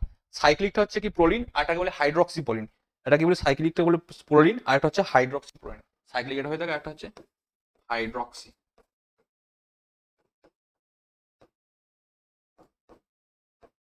এই হাইড্রক্সিপ্রোলিন আর একটা হচ্ছে শুধু প্রোলিন, এই দুটো কি হচ্ছে, এই 1 আর 2 মিলে পাচ্ছি আমরা সাইক্লিক অ্যামিনো অ্যাসিড। তো সাইক্লিক অ্যামিনো অ্যাসিডের নাম হচ্ছে এটা হচ্ছে কি হাইড্রক্সিপ্রোলিন, একটা শুধু প্রোলিন। এরপর মনে রাখবে নিষ্ক্রিয় অ্যামিনো অ্যাসিডটা কি হচ্ছে গ্লাইসিন। সিস্টিন হচ্ছে সালফার সালফার লিঙ্কেজ বলা। ইন্ডো রিং বলা অ্যামিনো অ্যাসিড হচ্ছে ট্রিপ্টোফ্যান। ফেনোলিক ওএইচ বলা অ্যামিনো অ্যাসিড হচ্ছে টাইরোসিন। সর্বোচ্চ আম্লিক হচ্ছে কি অ্যাসপার্টিক অ্যাসিড। সর্বাধিক ক্ষারীয় হচ্ছে আর্জিনিন। নামগুলো ভুলে যাবে মাঝে আমার ওরকে, আমি করতে করতে ভুলে যাবে, মনে থাকে না, ঠিক আছে। মানে আর্জিনিন, অ্যাসপার্টিক অ্যাসিড, এটা সর্বোচ্চ আম্লিক হচ্ছে কি অ্যাসপার্টিক অ্যাসিড, সর্বোচ্চ ক্ষারীয় হচ্ছে কি আর্জিনিন। ইন্ডো রিং থাকবে একটা ট্রিপ্টোফ্যান, আর ওই থাকবে হচ্ছে তোমার টাইরোসিন, একটা গ্লাইসিন, আর একটা প্রোলিন আর হাইড্রক্সিপ্রোলিন। আশা করি তোমাদের মনে থাকবে, লিখে দিলাম একবার, লিখতে বুঝতে পেরেছো তোমরা। কিন্তু নোট ডাউন করে রাখো খাতায়। আর এসএস লিঙ্কেজ বলা কে আছে, সিস্টিন আছে। এর 45 নম্বর কোশ্চেন দেখো কি বলেছে, এদের মধ্যে কোনটি অ্যালডল কনডেনসেশনে বিক্রিয়া দেবে না? তাহলে আমাকে কিন্তু দেখো কেন্নিজারও করেছিলাম আমরা, আজকে করবো হচ্ছে আমরা অ্যালডল কনডেনসেশন। তো দেখো আমরা অ্যালডল কনডেনসেশন বিক্রিয়া কারা অংশগ্রহণ করে আর কারা অংশগ্রহণ করে না। প্রথমত দেখো কি দিয়েছে আমাকে, অ্যালডল কনডেনসেশন।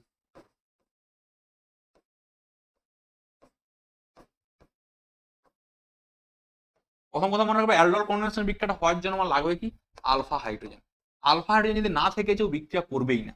আলফা হাইড্রোজেন থাকলে সেখানে এলডিহাইড বা কিটোন টাইপের কম্পাউন্ডগুলো কি করে, ওই আলফা হাইড্রোজেন যদি থাকে সেই সমস্ত এলডিহাইড এবং কিটোন কম্পাউন্ডগুলো ক্ষারের প্রেজেন্সে অ্যালডল কনডেনসেশন বিক্রিয়া অংশগ্রহণ করে। কার প্রেজেন্সে করবে, ক্ষার। ওই ক্ষার দিবে তুমি, আর তার সঙ্গে আলফা হাইড্রোজেন যুক্ত এমিনো যে তোমার এলডিহাইড বা কিটোন আছে ওদেরকে দেবে, তবে উৎপন্ন হবে কি আমার, উৎপন্ন হবে অ্যালডল উৎপন্ন হয় আর কি। আমরা রিঅ্যাকশনটা করবো, সমস্ত কিছু বলে দেবো। তাহলে আমার দরকার কি আলফা হাইড্রোজেন মাস্ট থাকতে হবে, এটা না থাকলে কিন্তু হবে না। আমি দেখবো আলফা হাইড্রোজেন কার মধ্যে আছে কার মধ্যে নেই। প্রথমে PH CO CH two, PH মানে বেঞ্জিন রিং, বেঞ্জিন রিং সঙ্গে কে আছে সি ডবল বন্ড, তারপরে দেওয়া আছে সিএইচ টু সিএইচ থ্রি। এটা 1 নম্বর অপশন। দেখো এইটা তোমার কিটোন গ্রুপ, এর সাপেক্ষে আলফা কার্বন, মানে এই কার্বনটা হচ্ছে আলফা কার্বন আর এই কার্বনটা আলফা কার্বন। এখানে কোনো হাইড্রোজেন নেই, কিন্তু এখানে কটা হাইড্রোজেন আছে, 2টো হাইড্রোজেন আছে, তাহলে এই কিন্তু সাড়া দেবে। তারপর আমাকে বলেছে দেখো বি এর স্ট্রাকচারটা, 2 নম্বর স্ট্রাকচারে কি বলেছে, এমই মানে CH three CO CH two CH three. দেখো এর সাপেক্ষে আলফা কার্বনেট, আলফা কার্বনেট এখানে দেখো হাইড্রোজেন আছে, মানে এর কি করবে সাড়া দেবে। 3 নম্বর স্ট্রাকচার কি দিয়েছে, এমি3 সি সিও সি এমি3, মানে একটা কার্বনে 3টে মিথাইল গ্রুপ দিয়ে দিয়েছে, মিথাইল মিথাইল, আর এখানে দিয়েছে কি মিথাইল। তারপরে দিয়েছে C double bond single bond C, এখানে দিয়েছে এমি, এখানেও দিয়েছে এমি, এখানেও দিয়েছে এমি। তাহলে এখানে দেখো এটা হচ্ছে আমার কিটোন গ্রুপটা। এর পরের কার্বনটাকে আলফা কার্বন, তার সঙ্গে যুক্ত হাইড্রোজেন আলফা হাইড্রোজেন বলছে, এখানে আলফা কার্বন তো আছে কিন্তু আলফা হাইড্রোজেন, তাহলে এই কি করবে, এই অ্যালডল কনডেনসেশন বিক্রিয়া অংশগ্রহণ করবে না। যাদের মধ্যে আলফা হাইড্রোজেন থাকে না তারা কি বিক্রিয়া অংশগ্রহণ করে, ক্যান্ডিজার। ক্যান্ডিজার বিক্রিয়া কি হয়, একটা অ্যাসিড আর একটা অ্যালকোহল হয়, বোঝা গেল। ক্যান্ডিজার বিক্রিয়া আগেবার পড়িয়েছি কিন্তু আমি।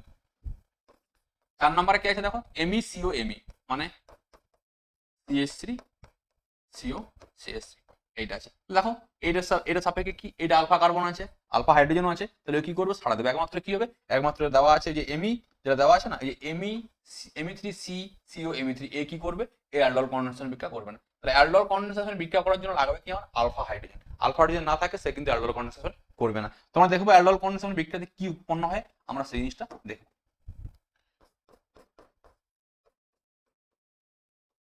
অ্যালডল কনডেনসেশন মানে কি হয় জানো তো, যে 2 অণু পরপর একসঙ্গে যোগ হয়ে যায়, কি হয় 2 অণু যোগ হয়, 2 অণু এলডিহাইড বা কিটোন একসঙ্গে যোগ হয়ে যাবে। কার প্রেজেন্সে, ডাইলুট এনএইচ বা ডাইলুট কেওএইচ বা বিএইচ এর হোল টু বা ব্যারাইটে যাই দাও না কেন, ওখানে কিন্তু রিঅ্যাকশন করবে। কি হয় দেখো অ্যালডল কনডেনসেশন বিক্রিয়া প্রোডাক্ট লেখার নিয়মটা দেখো, 2 অণু এর মধ্যে রিঅ্যাকশন করবে, কিন্তু বোঝা গেল। দরকার কি ছিল আমার আলফা হাইড্রোজেন, দেখো আলফা হাইড্রোজেন কাজটা কি হয় দেখো, এর সাপেক্ষে পরের কাজ, এর মধ্যে আলফা হাইড্রোজেন কোনটা চেন, এসিডালডিহাইড তো CH3CHO, তাহলে CHO গ্রুপের সাপেক্ষে এটা আলফা কার্বন, এখানে 3টে আলফা হাইড্রোজেন আছে। আমি কি করেছি, দুটো স্ট্রাকচারকে খুলে লিখেছি। এই আলফা হাইড্রোজেনটা কোথায় যায়, এই অক্সিজেনের সঙ্গে যোগ হয়, আর যে কার্বনটা আছে না, এই কার্বনটা যোগ কোথায় হয়, এই কার্বনটা যোগ হয় কার্বনে। তো আলটিমেটলি দেখো আমি যে প্রোডাক্টটা পাবো, প্রোডাক্টটা কেমন কেমন দেখতে পাবো, প্রোডাক্টটা আমি দেখতে পাবো এরকম প্রকৃতির, যে কি হবে এখানে CH3 CH ছিল আমার, এখানে কি হয়ে যাবে, এখানে হয়ে যাবে OH, এখানে হয়ে যাবে তারপরে CH2, তারপরে CO এই যেটা পেলাম এটাকে বলছি আমরা অ্যালডল। কেন অ্যালডল বলছি? অ্যালডিহাইড গ্রুপ আর ওএইচ গ্রুপ একসঙ্গে আছে, ওই জন্য নামটা হচ্ছে কি অ্যালডল। বোঝা গেল আশা করি? এভাবে অ্যালডল প্রোডাক্ট কিন্তু লিখতে হয়, তোমরা অ্যালডল প্রোডাক্ট লিখতে পারবে। এরপর এখান থেকে কি হয়, এখান থেকে হিট দিলে জল বেরিয়ে যায়, জলটা বেরোনোর সময় কি হয়, জলটা বেরোনোর সময় ওইচ আর এইচ উৎপন্ন কি হয়, উৎপন্ন হয় CH3 single bond CH double bond CH single bond CHO, এরকম টাইপের প্রোডাক্ট আমরা কি হয় দেখতে পাই। ইজিলি করতে পারবে আশা করি। অ্যালডল কনভার্সনের জন্য কি লাগবে আমার? মেন লাগবে আলফা হাইড্রোজেন। কি করে? একটা আলফা হাইড্রোজেন কনভার্ট হবে এই অক্সিজেনে, আর এই কার্বনটা কার্বনে যোগ হবে, তারপরে আমরা প্রোডাক্ট দেখতে পেয়ে যাবো। এরপরে দেখো নেক্সট কোশ্চেন কি দিয়েছে, এদের মধ্যে কোন জোটটিকে অ্যামোনিয়াম হাইড্রোক্সাইড ও আয়োডোফর্ম পরীক্ষা দ্বারা পৃথক করা যাবে? অ্যামোনিয়াম হাইড্রোক্সাইড ও আয়োডোফর্ম মানে I2O কি দিয়েছে, NH4OH, মানে ক্ষারের বাইরে দিয়েছে আয়োডোফর্ম বিক্রিয়া আর কি। মানে আয়োডোফর্ম বিক্রিয়া মানে আমরা কি জানি, যে প্রথম কথা দেখো কি বলছি আমরা, এটাকে আমরা হ্যালোফর্ম বিক্রিয়া বলে থাকি। কি বিক্রিয়া বলে থাকি? হ্যালোফর্ম বিক্রিয়া। আমি একবার ওটা ভালো করে বলে দিচ্ছি যে কি দিয়েছে আমাকে, আমাকে দিয়েছে হ্যালোফর্ম বিক্রিয়া। এই যে হ্যালোফর্ম বিক্রিয়া আছে, প্রথম কথা মনে রাখবে কারা অংশগ্রহণ করে থাকে,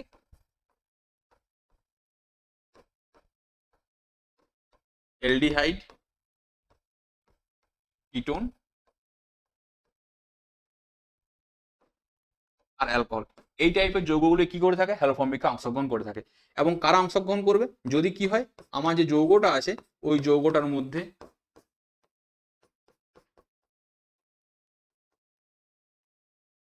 এরকম পার্ট উপস্থিত থাকে, হয় এরকম বা এরকম। প্রথম কথা হ্যালোফর্ম বিক্রিয়া কি বলছি আমরা, হ্যালোফর্ম বিক্রিয়া অংশগ্রহণ কারা করে থাকে, অ্যালডিহাইড, কিটোন বা অ্যালকোহল। এবং সেই অ্যালডিহাইড, কিটোন বা অ্যালকোহলের মধ্যে আমাকে মনে রাখতে হবে সেই যৌগটা অংশগ্রহণ করবে যে যৌগটার মধ্যে CH3CO বা CH3CHOH এরকম পার্ট উপস্থিত থাকবে, তারা কি করবে, হ্যালোফর্ম বিক্রিয়া অংশগ্রহণ করবে।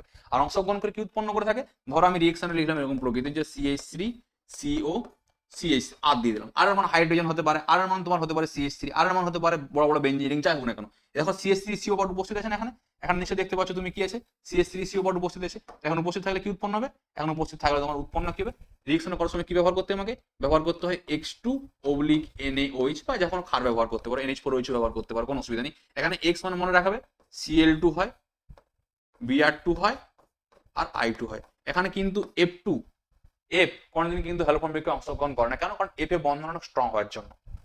তাহলে কি উৎপন্ন এখানে, এখন উৎপন্ন হয় CHX3 প্লাস উৎপন্ন হয় RCOONA। এরকম ভালো করে মনে রাখবে। দেখো এই যে দেখো আমি বললাম না CH3CO আর পার্টটা দরকার, আমি দেখো এই যৌগে হ্যালোফর্ম বিক্রিয়ায় অংশগ্রহণ করবে কি করবে না। ফার্স্ট দেখবো অ্যালডিহাইড কিটোন না, হ্যাঁ এই কিটোন টাইপের কম্পাউন্ড, যৌগটার মধ্যে CH3CO পার্ট আছে না নেই, হ্যাঁ আছে, তাহলে কি করবে, অংশগ্রহণ করবে। অংশগ্রহণ করার পর প্রোডাক্টটা কিভাবে লিখবো আমরা, প্রোডাক্টটা লিখবো আমরা এই যে দেখো দেখতে পাচ্ছ না, এই যে CH3CO পার্টটা আছে না, এই যে CH3 পার্টটা আছে, এই পার্টটাকে কাটবো, এই পার্টটা কাটলে কটা কার্বন পাচ্ছি, একটা কার্বন, এখান থেকে উৎপন্ন করবে CHX3, আর এই পোর্শন থেকে কি উৎপন্ন করবে, RCOONA। বোঝা গেল? এরপর আমি এরকম ব্যবহার করতাম, ধরো এরকম দিয়ে দিলাম তোমাকে আমি যে CH3CH, এদিকে দিয়ে দিলাম হয়তো OH, আর এখানে দিলাম হয়তো CH3। দেখো এটা অ্যালকোহল টাইপের কম্পাউন্ড, CH3CHOH এরকম পার্ট আছে। এখানে যদি কি করি আমরা, এখানে যদি তোমাকে ব্যবহার করি Br2/NaOH, অংশগ্রহণ করবে অবশ্যই, Br এখানে অংশগ্রহণ করবে, তাহলে কি উৎপন্ন হবে, উৎপন্ন হবে CH Br3 উৎপন্ন করবে।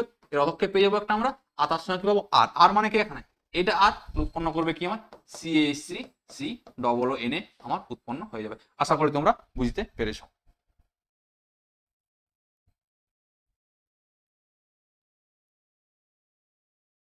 আশা করি তোমরা বুঝতে পেরেছো। এবং আমাকে জিজ্ঞেস করছো কোনটাকে পৃথক করা যাবে, তাহলে আমাকে দেখতেও সবাইকে স্ট্রাকচার লিখতে হবে, স্ট্রাকচার লিখে বুঝতে পারবো। আয়োডোফর্ম বিক্রিয়া সম্বন্ধে আশা করি তোমরা বুঝতে পেরেছো কি করে করছি, কি করে করছে। ফার্স্ট মনে রাখবে আয়োডোফর্ম বিক্রিয়া অংশগ্রহণ করে থাকে অ্যালডিহাইড, কিটোন, অ্যালকোহল টাইপের কম্পাউন্ড। সেই অ্যালডিহাইড, কিটোন, অ্যালকোহল করবে, এর মধ্যে CH3CO বা CH3CHOH পার্ট আছে, তারা কিন্তু বিক্রিয়ায় অংশগ্রহণ করবে। অংশগ্রহণ করার পর কি প্রোডাক্ট উৎপন্ন হবে, এই যে CH3CO পার্টটা আছে, এই যে CH3 পোর্শনটা আছে, এই পোর্শনটা কেটে করে পাবো আমরা CHX3, আর এই বাকি পোর্শন থেকে পাবো RCOONA। বিক্রিয়ায় অংশগ্রহণ করে থাকে Cl2 Br2 I2, এখানে F2 করে না, কেন? F এর বন্ধন অনেক স্ট্রং হয় বলে। এরপর দেখবো আমরা কি, যেগুলো দেওয়া আছে পরপর দেওয়া আছে, আর জায়গা নেই। দেখো না, প্রথমে দেখবো আগে অ্যাসিটোন আর অ্যাসিটোফেনন। প্রথমে যেগুলো যৌগ দেওয়া আছে, প্রতিটা যৌগের ক্ষেত্রে কি করবো আমরা, এই প্রতিটা যৌগের ক্ষেত্রে আমরা আগে মোছাও যাবে না, এখন কিপ করে দিয়েছিলাম না। প্রতিটা যৌগের সাথে কি করবো আমি, অ্যাসিটোন, অ্যাসিটোনের স্ট্রাকচার কি জানি আমরা, CH3CO CH3। যৌগকে পৃথক করা যাবে মানে কি, একজন রিঅ্যাকশন করবে একজন করবে না। পৃথক করার মানে হচ্ছে এরকম যে একজন করবে একজন করবে না, তখন আমি পৃথক করতে পারবো। দেখো CH3CO CH3 এক নম্বর অপশনে দেওয়া আছে, এ তো অবশ্যই করবে, উপস্থিত আছে কিরণ টাইপের কম্পাউন্ড। অ্যাসিটোফেনন, অ্যাসিটোফেননের স্ট্রাকচার কি হয়ে থাকে CH3 সিও, তার পাশে কি হয়ে থাকে বেঞ্জিনিং। তো এর মধ্যে দেখো CH3 CO পার্ট আছে, তাহলে ও কি করবে, এও কিন্তু অংশগ্রহণ করবে। তাহলে অপশন এ যে দুজন অংশগ্রহণ করছে, অপশন এ কে কিন্তু পৃথক করা যাবে না। তারপর আমাকে দিয়েছে কি ইথানল আর বেঞ্জোফেনন। ইথানল আর বেঞ্জোফেনন স্ট্রাকচার কি হবে, ইথানল মনে হচ্ছে আমার কেমন দেখতে CH3 CH2OH, এটাকে আমি একটু ভেঙে লিখছি এইভাবে CH3 CH2OH। দেখো এ কিন্তু সাড়া দেবে, ইথানল যেটা আছে এর মধ্যে CH3 CHOH পার্ট আছে, এ সাড়া দেবে। প্রক্রিয়া আছে বেঞ্জোফেনন। বেঞ্জোফেননের স্ট্রাকচারটা কি হয়ে থাকে বেঞ্জিন CO বেঞ্জিন। তাহলে এখানে দেখো এরকম পার্ট আছে, এখানে পার্ট নেই, তাহলে অপশন বি তে যেটা দেওয়া আছে না ইথানল আর বেঞ্জোফেনন, এখানে কি হবে ইথানল সাড়া দেবে কিন্তু বেঞ্জোফেনন সাড়া দেবে না। তাহলে এই দুজনকে আমরা কি করতে পারবো, এই অ্যামোনিয়াম হাইড্রোক্সাইড আর আইড্রোফর্ম বিক্রিয়ার সাহায্যে কিন্তু কি করতে পারবো পৃথক করতে পারবো। এ বাদ দিয়ে আর যখন ইথানল মিথানল দেওয়া আছে, ইথানলের স্ট্রাকচার কি একটু আগে দেখলাম, ইথানল স্ট্রাকচার, ইথানল কিন্তু কি করে এই বিক্রিয়ায় সাড়া দেয়। ইথানল কি করে এই বিক্রিয়াতে ইথানল কিন্তু সাড়া দেয়। এখানে আছে এইচ, এ সাড়া দেয়, কিন্তু মিথানলের স্ট্রাকচার কি জানি CH3OH, এ কিন্তু সাড়া দেয় না। তাহলে এখানে উত্তর কিন্তু দুটো হবে, একটা হচ্ছে কোনটা, একটা হচ্ছে তোমার এখানে যেটা দেওয়া আছে ইথানল মিথানল, এও কিন্তু পৃথক করা যাবে। আর দিয়েছে কি ইথানল বেঞ্জোফেনল, একেও কিন্তু কি করা যাবে পৃথক করা যাবে। এরপর এসিডোফেনল ইথানল, দেখো এসিডোফেনল স্ট্রাকচার কি পেয়েছি, এ পেয়েছি, এ সাড়া দেবে। আর তার সঙ্গে ইথানল, এও কি করবে সাড়া দেবে। তাহলে একে পৃথক করতে পারবো না, একে পৃথক করতে পারবো না, কেন, কারণ এসিডোনও সাড়া দিয়ে দেয়, এসিডোফেনলও সাড়া দিয়ে দেয়, এসিডোফেনল ইথানল দুজনে সাড়া দেয়। এখানে ইথানল দেয় মিথানল দেয় না, এখানে ইথানল দেয় বেঞ্জোফেনল দেয় না, ওই জন্য কি করতে পারবো একে আর একে পৃথক করতে পারবো, এই জন্য পৃথক করতে পারবো না। এখন দুটোই অ্যান্সার হবে, একটা হচ্ছে এটা, এটা হচ্ছে এটা। তাহলে আশা করি তোমরা আইডোফর্ম বিক্রিয়া বুঝতে পেরেছো এবং সবকিছু করতে পারবে আর কি। তারপরে কোশ্চেন দেখো কি বলেছে, নিম্নলিখিত বিক্রিয়াটিতে প্রয়োজনীয় বিকারকগুলি কি। আমাকে কি করেছে প্রয়োজনীয় বিকারক সম্বন্ধে দেখতে হবে, এখানে বিকারকগুলি কি কি দেওয়া আছে দেখতে হবে। প্রথমে দেখো এখানে কি করেছে যে বেঞ্জিন আছে, বেঞ্জিন থেকে কি করতে বলেছে আমাকে, বেঞ্জিন থেকে করতে বলেছে একটা যৌগ, এই যৌগটা করতে বলেছে, যেখানে কি আছে এখানে আছে তোমার CH2, তারপরে আছে CH3, এদিকে আছে CH3, এটা করতে বলেছে। বলছে কি কি ব্যবহার করলে এটা পৌঁছাতে পারবো। দেখো প্রথমে দেওয়া আছে এই যৌগটা অ্যানহাইড্রাইড LCl3, মানে এটা হচ্ছে ফিডাল ক্যাপস করতে বলছে অ্যালকাইলেশন, কিন্তু এখানে করলে না কি হবে বলতো, এই রিঅ্যাকশন করা যাবে কিন্তু কম পরিমাণ উৎপন্ন হবে, কারণ হচ্ছে এখানে রিঅ্যারেঞ্জমেন্ট হয়ে যায়। রিঅ্যারেঞ্জমেন্টে আমরা কি জানি 3 ডিগ্রি কার্বোহাইড্রেট বেশি স্থায়িত্ব হয়, ওই জন্য এক একটা করাই যাবে না, 2 3 তো হবেই না, 2 3 কথা ছেড়ে দাও, 1 আর 4 এর কাছে অপশন ছিল হওয়ার জন্য। এক নম্বর রিঅ্যাকশন তো 4 নম্বর রিঅ্যাকশনে কি দেওয়া আছে, প্রথমে দেওয়া আছে এরকম টাইপের যৌগ একটা CH3 তারপরে দেওয়া আছে COCl, আর এখানে ব্যবহার করছি আমরা কি অ্যানহাইড্রাস LCl3। এটা ব্যবহার করলে কি হয়, এটাকে বলি আমরা কি ফিডাল ক্যাপস অ্যাসাইলেশন বলি না, কি বলছি আমরা ফিডাল ক্যাপস অ্যাসাইলেশন, মানে কি হয় এসাইল গ্রুপটা প্রবেশ করে, তাহলে এই গোটা গ্রুপটা কি করবে বেঞ্জিনে প্রবেশ করবে, তাহলে যৌগটা উৎপন্ন কি হবে আমার, যৌগটা উৎপন্ন হয়ে যাবে CO, তারপরে হবে CH, এইদিকে হলো একটা CH3, এদিকে CH3। ফার্স্ট স্টেপ এটা দিয়েছি, সেকেন্ড স্টেপে কি দিয়েছি এখানে, এখানে দিয়েছি আমি জিঙ্ক অ্যামালগাম, আর দিয়েছি কি আমি HCl। এটা দিলে কি হয় বিজারণ হয়ে যায়, বিজারণ করে কি উৎপন্ন করে CO গ্রুপটাকে কিসে কনভার্ট করে দেয় CH2 গ্রুপে কনভার্ট করে দেয়। তাহলে উৎপন্ন কি হবে বেঞ্জিনের মাথায় CH2, তারপর হবে তোমার এখানে CH3, তারপর হবে এখানে CH3। দেখো এই যৌগটি তৈরি করতে বলেছে, তো এই যৌগ তৈরি করার জন্য কি ব্যবহার করতে হবে আমাকে, অপশন ডিতে যে রিজেন্ট গুলো আছে আমরা যদি কি করি এই লোক ব্যবহার করি, পর থার্মাল উৎপন্ন হয়ে যাবে, এটা হয়ে যাবে। এই বিক্রিয়াটা হচ্ছে ফিডাল ক্যাপস অ্যাসাইলেশন। তোমাদেরকে যখন একবার সময় আসবে ইলেকট্রোফিলিক প্রতিস্থাপন বিক্রিয়া, তখন তোমাদেরকে আমি অ্যাসাইলেশন, অ্যালকাইলেশন, নাইট্রেশন, সালফোনেশন আর একটা হচ্ছে হ্যালোজেনেশন, এগুলো সবগুলোই পরপর করিয়ে দেবো, বোঝা গেল। এই 5 প্রকারের কি আছে, 5 প্রকার ইলেকট্রোফিলিক প্রতিস্থাপন বিক্রিয়া আছে। ইলেকট্রোফিলিক প্রতিস্থাপন বিক্রিয়া কার অংশ না, হ্যাঁ করিয়েছিলাম আগের ইয়েতে করেছিলাম সম্ভবত, মনে দেখবে যে কারা ইলেকট্রোফিলিক প্রতিস্থাপন বিক্রিয়া ভালো করে অংশগ্রহণ করে কারা করে না, ওই ক্রম থেকে শুরু করে সমস্ত কিছু মানে করিয়েছিলাম আর কি। যদি পরে কোশ্চেন আছে আরো করিয়ে দেবো আর কি না। এবার এখানে দিয়েছে কি দেখো কোশ্চেন, বলছে নিচের বিক্রিয়াটিতে সম্ভাব্য উৎপাদিত যৌগের সংখ্যা কি হবে। H+ দিয়েছে, জল বেরিয়েছে। দেখো যখন জল কোনো রিঅ্যাকশন থেকে জল বার হয় না, তখন কোনখান থেকে বার হয়, যে কার্বনে H থাকে সেই কার্বন থেকে, যে কার্বন OH থাকে সেই কার্বন থেকে OH, আর কি হয় পাশের কার্বন থেকে কি হয় H2, আর 1 2 3 4 5 6 7টা কার্বন আছে, তাহলে CH CH3 CH2 তারপরে আছে CH, এখানে আছে OH, তারপরে আছে CH2, তারপরে আছে CH2, তারপরে আছে CH3, এই যৌগটা আছে। তাহলে OH কোন কার্বন আছে, এই কার্বন আছে আমার, তাহলে এই কার্বন থেকে OH নেবে, পাশের কার্বন থেকে কি নেবে H নেবে, যে জল বার করবে।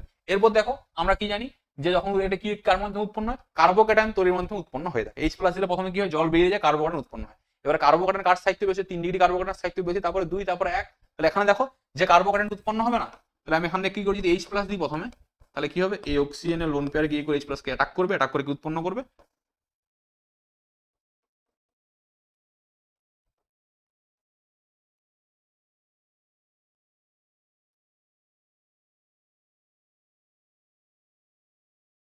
এর উৎপন্ন করবে OH2 প্লাস, এর সঙ্গে সঙ্গে বেরিয়ে যাবে, এই বেরিয়ে গেলে কি উৎপন্ন হবে, আমার কার্বোকেটাইন উৎপন্ন হবে। যে কার্বোকেটাইন উৎপন্ন হবে সেটা কেমন দেখতে হবে, এটা প্লাস, এর উৎপন্ন হবে, এটা ক ডিগ্রি কার্বোকেটাইন, 2 ডিগ্রি। দেখো এখানে যাই করো না কেন তুমি 2 ডিগ্রি কার্বোকেটাইনই পাবে। তো এখানে কি হবে, এখন তোমার কোনো রকম কোনো শিফট টিফট কিছু হবে না।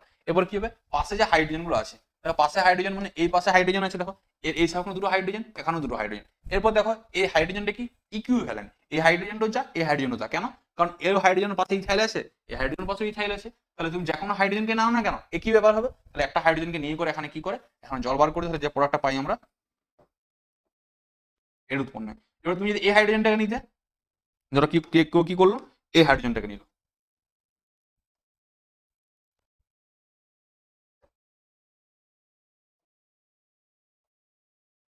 কেউ কি করলো এই হাইড্রোজেনটাকে নিল, তখন কি উৎপন্ন হবে, তখন যা প্রোডাক্টটা পাবো এখানে দেখো, তখন কি উৎপন্ন হবে, এর উৎপন্ন হবে। এবার এই যৌগ এই যৌগের ইউপ্যাক নাম করবে, একই নাম আসবে। তাহলে কটা প্রোডাক্ট পাচ্ছি আমরা এখান থেকে, দেখো আমরা একটা প্রোডাক্টে কিন্তু আমরা কি পাবো, একটা প্রোডাক্টই পাবো। উৎপন্ন পদার্থের নাম কত,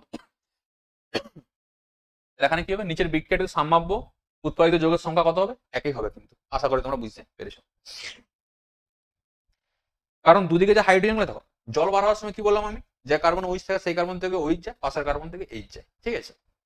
পাশের কার্বনের যে H গুলো আছে ইকুইভ্যালেন্ট H, যদি আলাদা প্রকৃতির হতো তখন আমরা দুটো প্রোডাক্ট পেতাম। ধরো এখানে দেখা গেল যে এখানে একটি শেষ, এখানে পরের দিকে এখানে যেমন দেখা আছে দেখো OH এর পাশে 3টে কার্বন, দেখো 3টে কার্বন, এদিকে যদি একটা কার্বন থাকতো, এদিকে 3টে কার্বন থাকতো, তখন কিন্তু আমরা দু রকমের প্রোডাক্ট পেতাম। এখানে যেহেতু দুদিকে সেম সেম দিয়ে দিয়েছে না, ওই জন্য আমরা একই ধরনের প্রোডাক্ট পাচ্ছি। ডবল বন্ডটা এখানে থাকে, ডবল বন্ডটা এদিকে পড়বে, এদিকে পড়বে, ইউপ্যাক নাম করলে একই পাবে। আশা করি তোমরা বুঝতে পেরেছো পদার্থ কি উৎপন্ন হচ্ছে। এরপরে কোশ্চেন হবে কি বলেছে, এদের মধ্যে কোনটি বেনজিন ডাইজিনিয়াম ক্লোরাইডের সাথে বিক্রিয়ায় গোলাপি লাল বর্ণ ডাই উৎপন্ন করবে, আমাদেরকে এটা জিজ্ঞেস করেছে, কি করবে, গোলাপি লাল বর্ণের ডাই উৎপন্ন করবে। রিঅ্যাকশনে কাজ দিয়েছে বেনজিন ডাইজিনিয়াম ক্লোরাইড।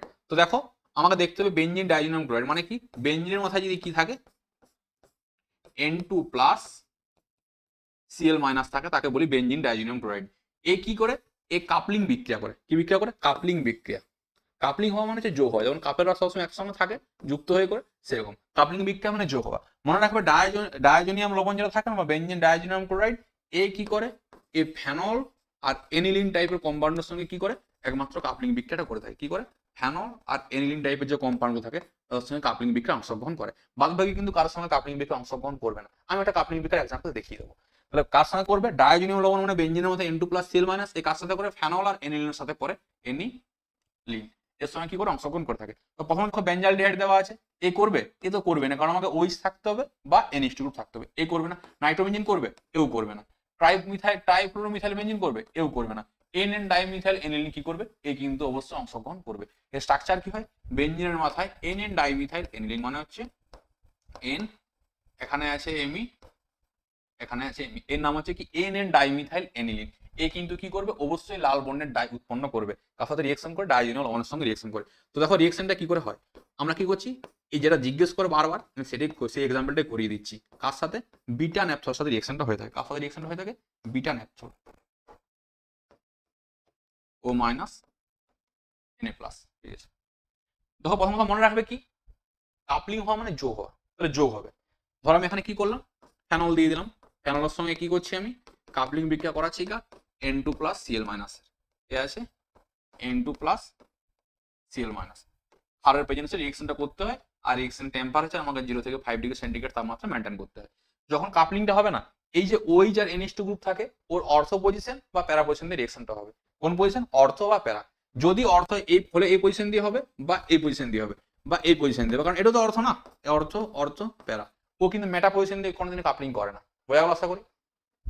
যদি প্যারা পজিশন ব্লক থাকে, অর্থতে গিয়ে করবে, ফার্স্ট প্রেফার করবে প্যারাতে করতে, ফার্স্ট কোনখানে করে, প্যারাতে। প্যারা ব্লক থাকলে অর্থতে করে, অর্থ আর প্যারা ব্লক থাকলে এই অর্থতে করবে। আর 3টে পজিশন ব্লক থাকলে কি হবে, কোনো রিঅ্যাকশনই কিন্তু করবে না। এটা কি বলছি আমরা, এটাকে বলছি আমরা কাপলিং বিক্রিয়া। এরপর দেখো এখানে যেমন কাপলিং হয়েছে, কোন পজিশনে করবে, প্যারা পজিশনে। কাপলিং হয়ে কি উৎপন্ন করে, এই যে গ্রুপটা থাকে না আমার, কে ও মাইনাস Na প্লাস, কোন পজিশন হচ্ছে বললাম, প্যারা পজিশন। তাহলে কি হবে, এই প্যারা পজিশনে কি হয়ে যায়, N ডবল বন্ড N, কি হবে, এই ডাইজিনিয়াম লবণটাও যোগ হয়ে যায়। এটি কি উৎপন্ন হয়, এটাকে বলছি আমরা ডাই। এদের বিভিন্ন কোনো কালার দেখায়। এরপর এটার নাম হচ্ছে বিটা ন্যাপথল। এর সঙ্গে কার রিঅ্যাকশন করাচ্ছি আমি, এর সঙ্গে রিঅ্যাকশন করাচ্ছি ডাইজোনিয়াম লবণ, এটাকে বলছি আমরা N2 প্লাস Cl মাইনাস। 0 থেকে 5 ডিগ্রি সেন্টিগ্রেড তাপমাত্রা রিঅ্যাকশনটা আমরা করাচ্ছি। এরপর দেখো এর সাপেক্ষে প্যারা পজিশন কোনটা, এইটা, এটা অর্থ, এটা অর্থ, এটা অর্থ, এটা মেটা, এটা মেটা, আর এটা প্যারা। তাহলে প্যারা পজিশনে বেঞ্জিন উপস্থিত আছে, তাহলে এর সাপেক্ষে প্যারা পজিশন ব্লক আছে, মানে এখানে হবে না, কোন পজিশনে অর্থতে। কটা অর্থ আছে, এখানে একটা অর্থ, এখানে একটা অর্থ, এ অর্থতে করবে কেন, কারণ এ অর্থতে ইলেকট্রন ঘনত্ব বেশি হয়, ওই জন্য কি করে এ অর্থতে রিঅ্যাকশনটা করে থাকে। এবং রিঅ্যাকশনটা করে কেমন প্রোডাক্ট উৎপন্ন হবে, ওই যেটা আছে ওর সঙ্গে ডিরেক্ট কি হবে, যোগ হয়ে যাবে। মানে ও এন এ আছে, ও এন এ থাকবে এখানে, তার সঙ্গে এখানে কি হবে, N double bond N single bond কি হবে, বেঞ্জিন রিং বা পিএইচ লিখতে পারি, এটা পাবো আমরা। এটাকে বলছি আমরা কাপলিং বিক্রিয়া। কাপলিং বিক্রিয়া মানে যোগ হবে, কোন পজিশনে, প্যারা পজিশনে প্যারা ব্লক থাকলে অর্থতে আসে, বোঝা গেছে আশা করি, এই উৎপন্ন হয়। আর কারা রিঅ্যাকশনটা করে থাকে, ফেনল বা এনিলিন টাইপের কম্পাউন্ডে কিন্তু রিঅ্যাকশন করবে, বেঞ্জিনের মাথায় OH বা বেঞ্জিনের মাথায় যদি NH2 থাকে, সেই টাইপের কম্পাউন্ডে কি করে এই বিক্রিয়া অংশগ্রহণ করে, আদারওয়াইজ কিন্তু বাকিরা এই বিক্রিয়া অংশগ্রহণ করে না। আশা করি তোমরা বুঝতে পেরেছো। এবার লাস্ট কোশ্চেন দেখো কি বলেছে, বলছে উল্লিখিত বিক্রিয়াটিতে মুখ্য উৎপন্ন যৌগটি কি হলো। এই বিক্রিয়াটি দিয়েছে কি, দিয়েছে Br2 FeBr3 দিয়েছে, বলছে কি উৎপন্ন হবে আমাকে জিজ্ঞেস করেছে। এই বিক্রিয়াটি হচ্ছে একটি ইলেকট্রোফিলিক প্রতিস্থাপন বিক্রিয়া। তবে একটু আগে বলছিলাম ইলেকট্রোফিলিক প্রতিস্থাপন বিক্রিয়া আছে, এই বিক্রিয়াকে কি বলছি আমরা, ইলেকট্রোফিলিক প্রতিস্থাপন বিক্রিয়া। দেখো ইলেকট্রোফিলিক প্রতিস্থাপন বিক্রিয়া মানে কি হয়, একটা ইলেকট্রোফাইলের সঙ্গে কে যোগ হবে বেঞ্জিনে, আর বেঞ্জিনের ম্যাক্সিমাম সময় কি হয়, ইলেকট্রোফিলিক প্রতিস্থাপন বিক্রিয়া হয়ে থাকে। 5 প্রকারের ইলেকট্রোফিলিক প্রতিস্থাপন বিক্রিয়া আছে। একটাকে বলছি আমরা হ্যালোজিনেশন, মানে হ্যালোজেন গ্রুপ প্রবেশ করবে, একটাকে বলছি আমরা নাইট্রেশন, মানে NO2 গ্রুপ প্রবেশ করবে, একটাকে বলছি আমরা সালফোনেশন, মানে SO3H গ্রুপ প্রবেশ করবে, আর একটাকে বলছি ফিডাল ক্যাপস অ্যালকাইলেশন, আর একটা অ্যাসাইলেশন। অ্যালকাইলেশন মানে অ্যালকিল গ্রুপ প্রবেশ করবে, অ্যাসাইলেশন মানে অ্যাসাইল গ্রুপ প্রবেশ করবে, বোঝা গেল আশা করি। এইখানে আমরা দিয়েছি কি হ্যালোজিনেশন। এরপর আমরা কি করব, এই ইলেকট্রোফিলিক প্রতিস্থাপন বিক্রিয়া সম্বন্ধে একটু ভালো করে দেখবো। তাহলে পড়বো কি আমরা, ইলেকট্রোফিলিক প্রতিস্থাপন বিক্রিয়া।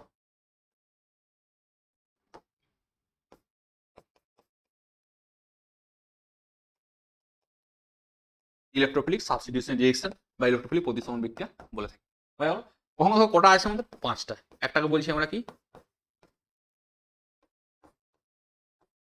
হ্যালোজিনেশন, এখানে কে গ্রুপ প্রবেশ করে, এক্স গ্রুপটা প্রবেশ করে, আর এখানে ইলেকট্রোফাইলটা কে হয়, X+। এরও পরীক্ষায় কোশ্চেন জিজ্ঞেস করে। 2 নম্বরে করবো আমরা হচ্ছে কি নাইট্রেশন। হ্যালোজিনেশন করার সময় কি ব্যবহার করি আমরা, রিজেন্ট ব্যবহার করি, X2/Fe চূর্ণ বা X2/FeCl3 বা FeX3 ব্যবহার করতে পারো, এটা আমরা ব্যবহার করে থাকি। নাইট্রেশনের জন্য কি হয়, নাইট্রেশন মানে NO2 গ্রুপ প্রবেশ করে, কে গ্রুপ প্রবেশ করে, NO2 গ্রুপ। এখানে ইলেকট্রোফাইল দেখে হয় NO2+।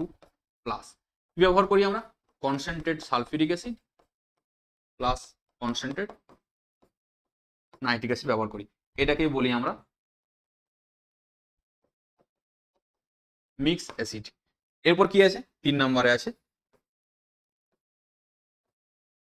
সালফোনেশন। সালফোনেশনে কে গ্রুপ প্রবেশ করে, SO3H গ্রুপ প্রবেশ করে, এখানে ইলেকট্রোফাইলটা কে হচ্ছে SO3। ব্যবহার করি কি আমরা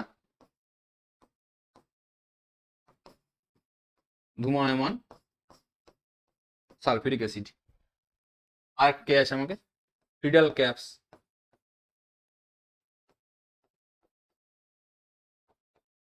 অ্যালকাইলেশন।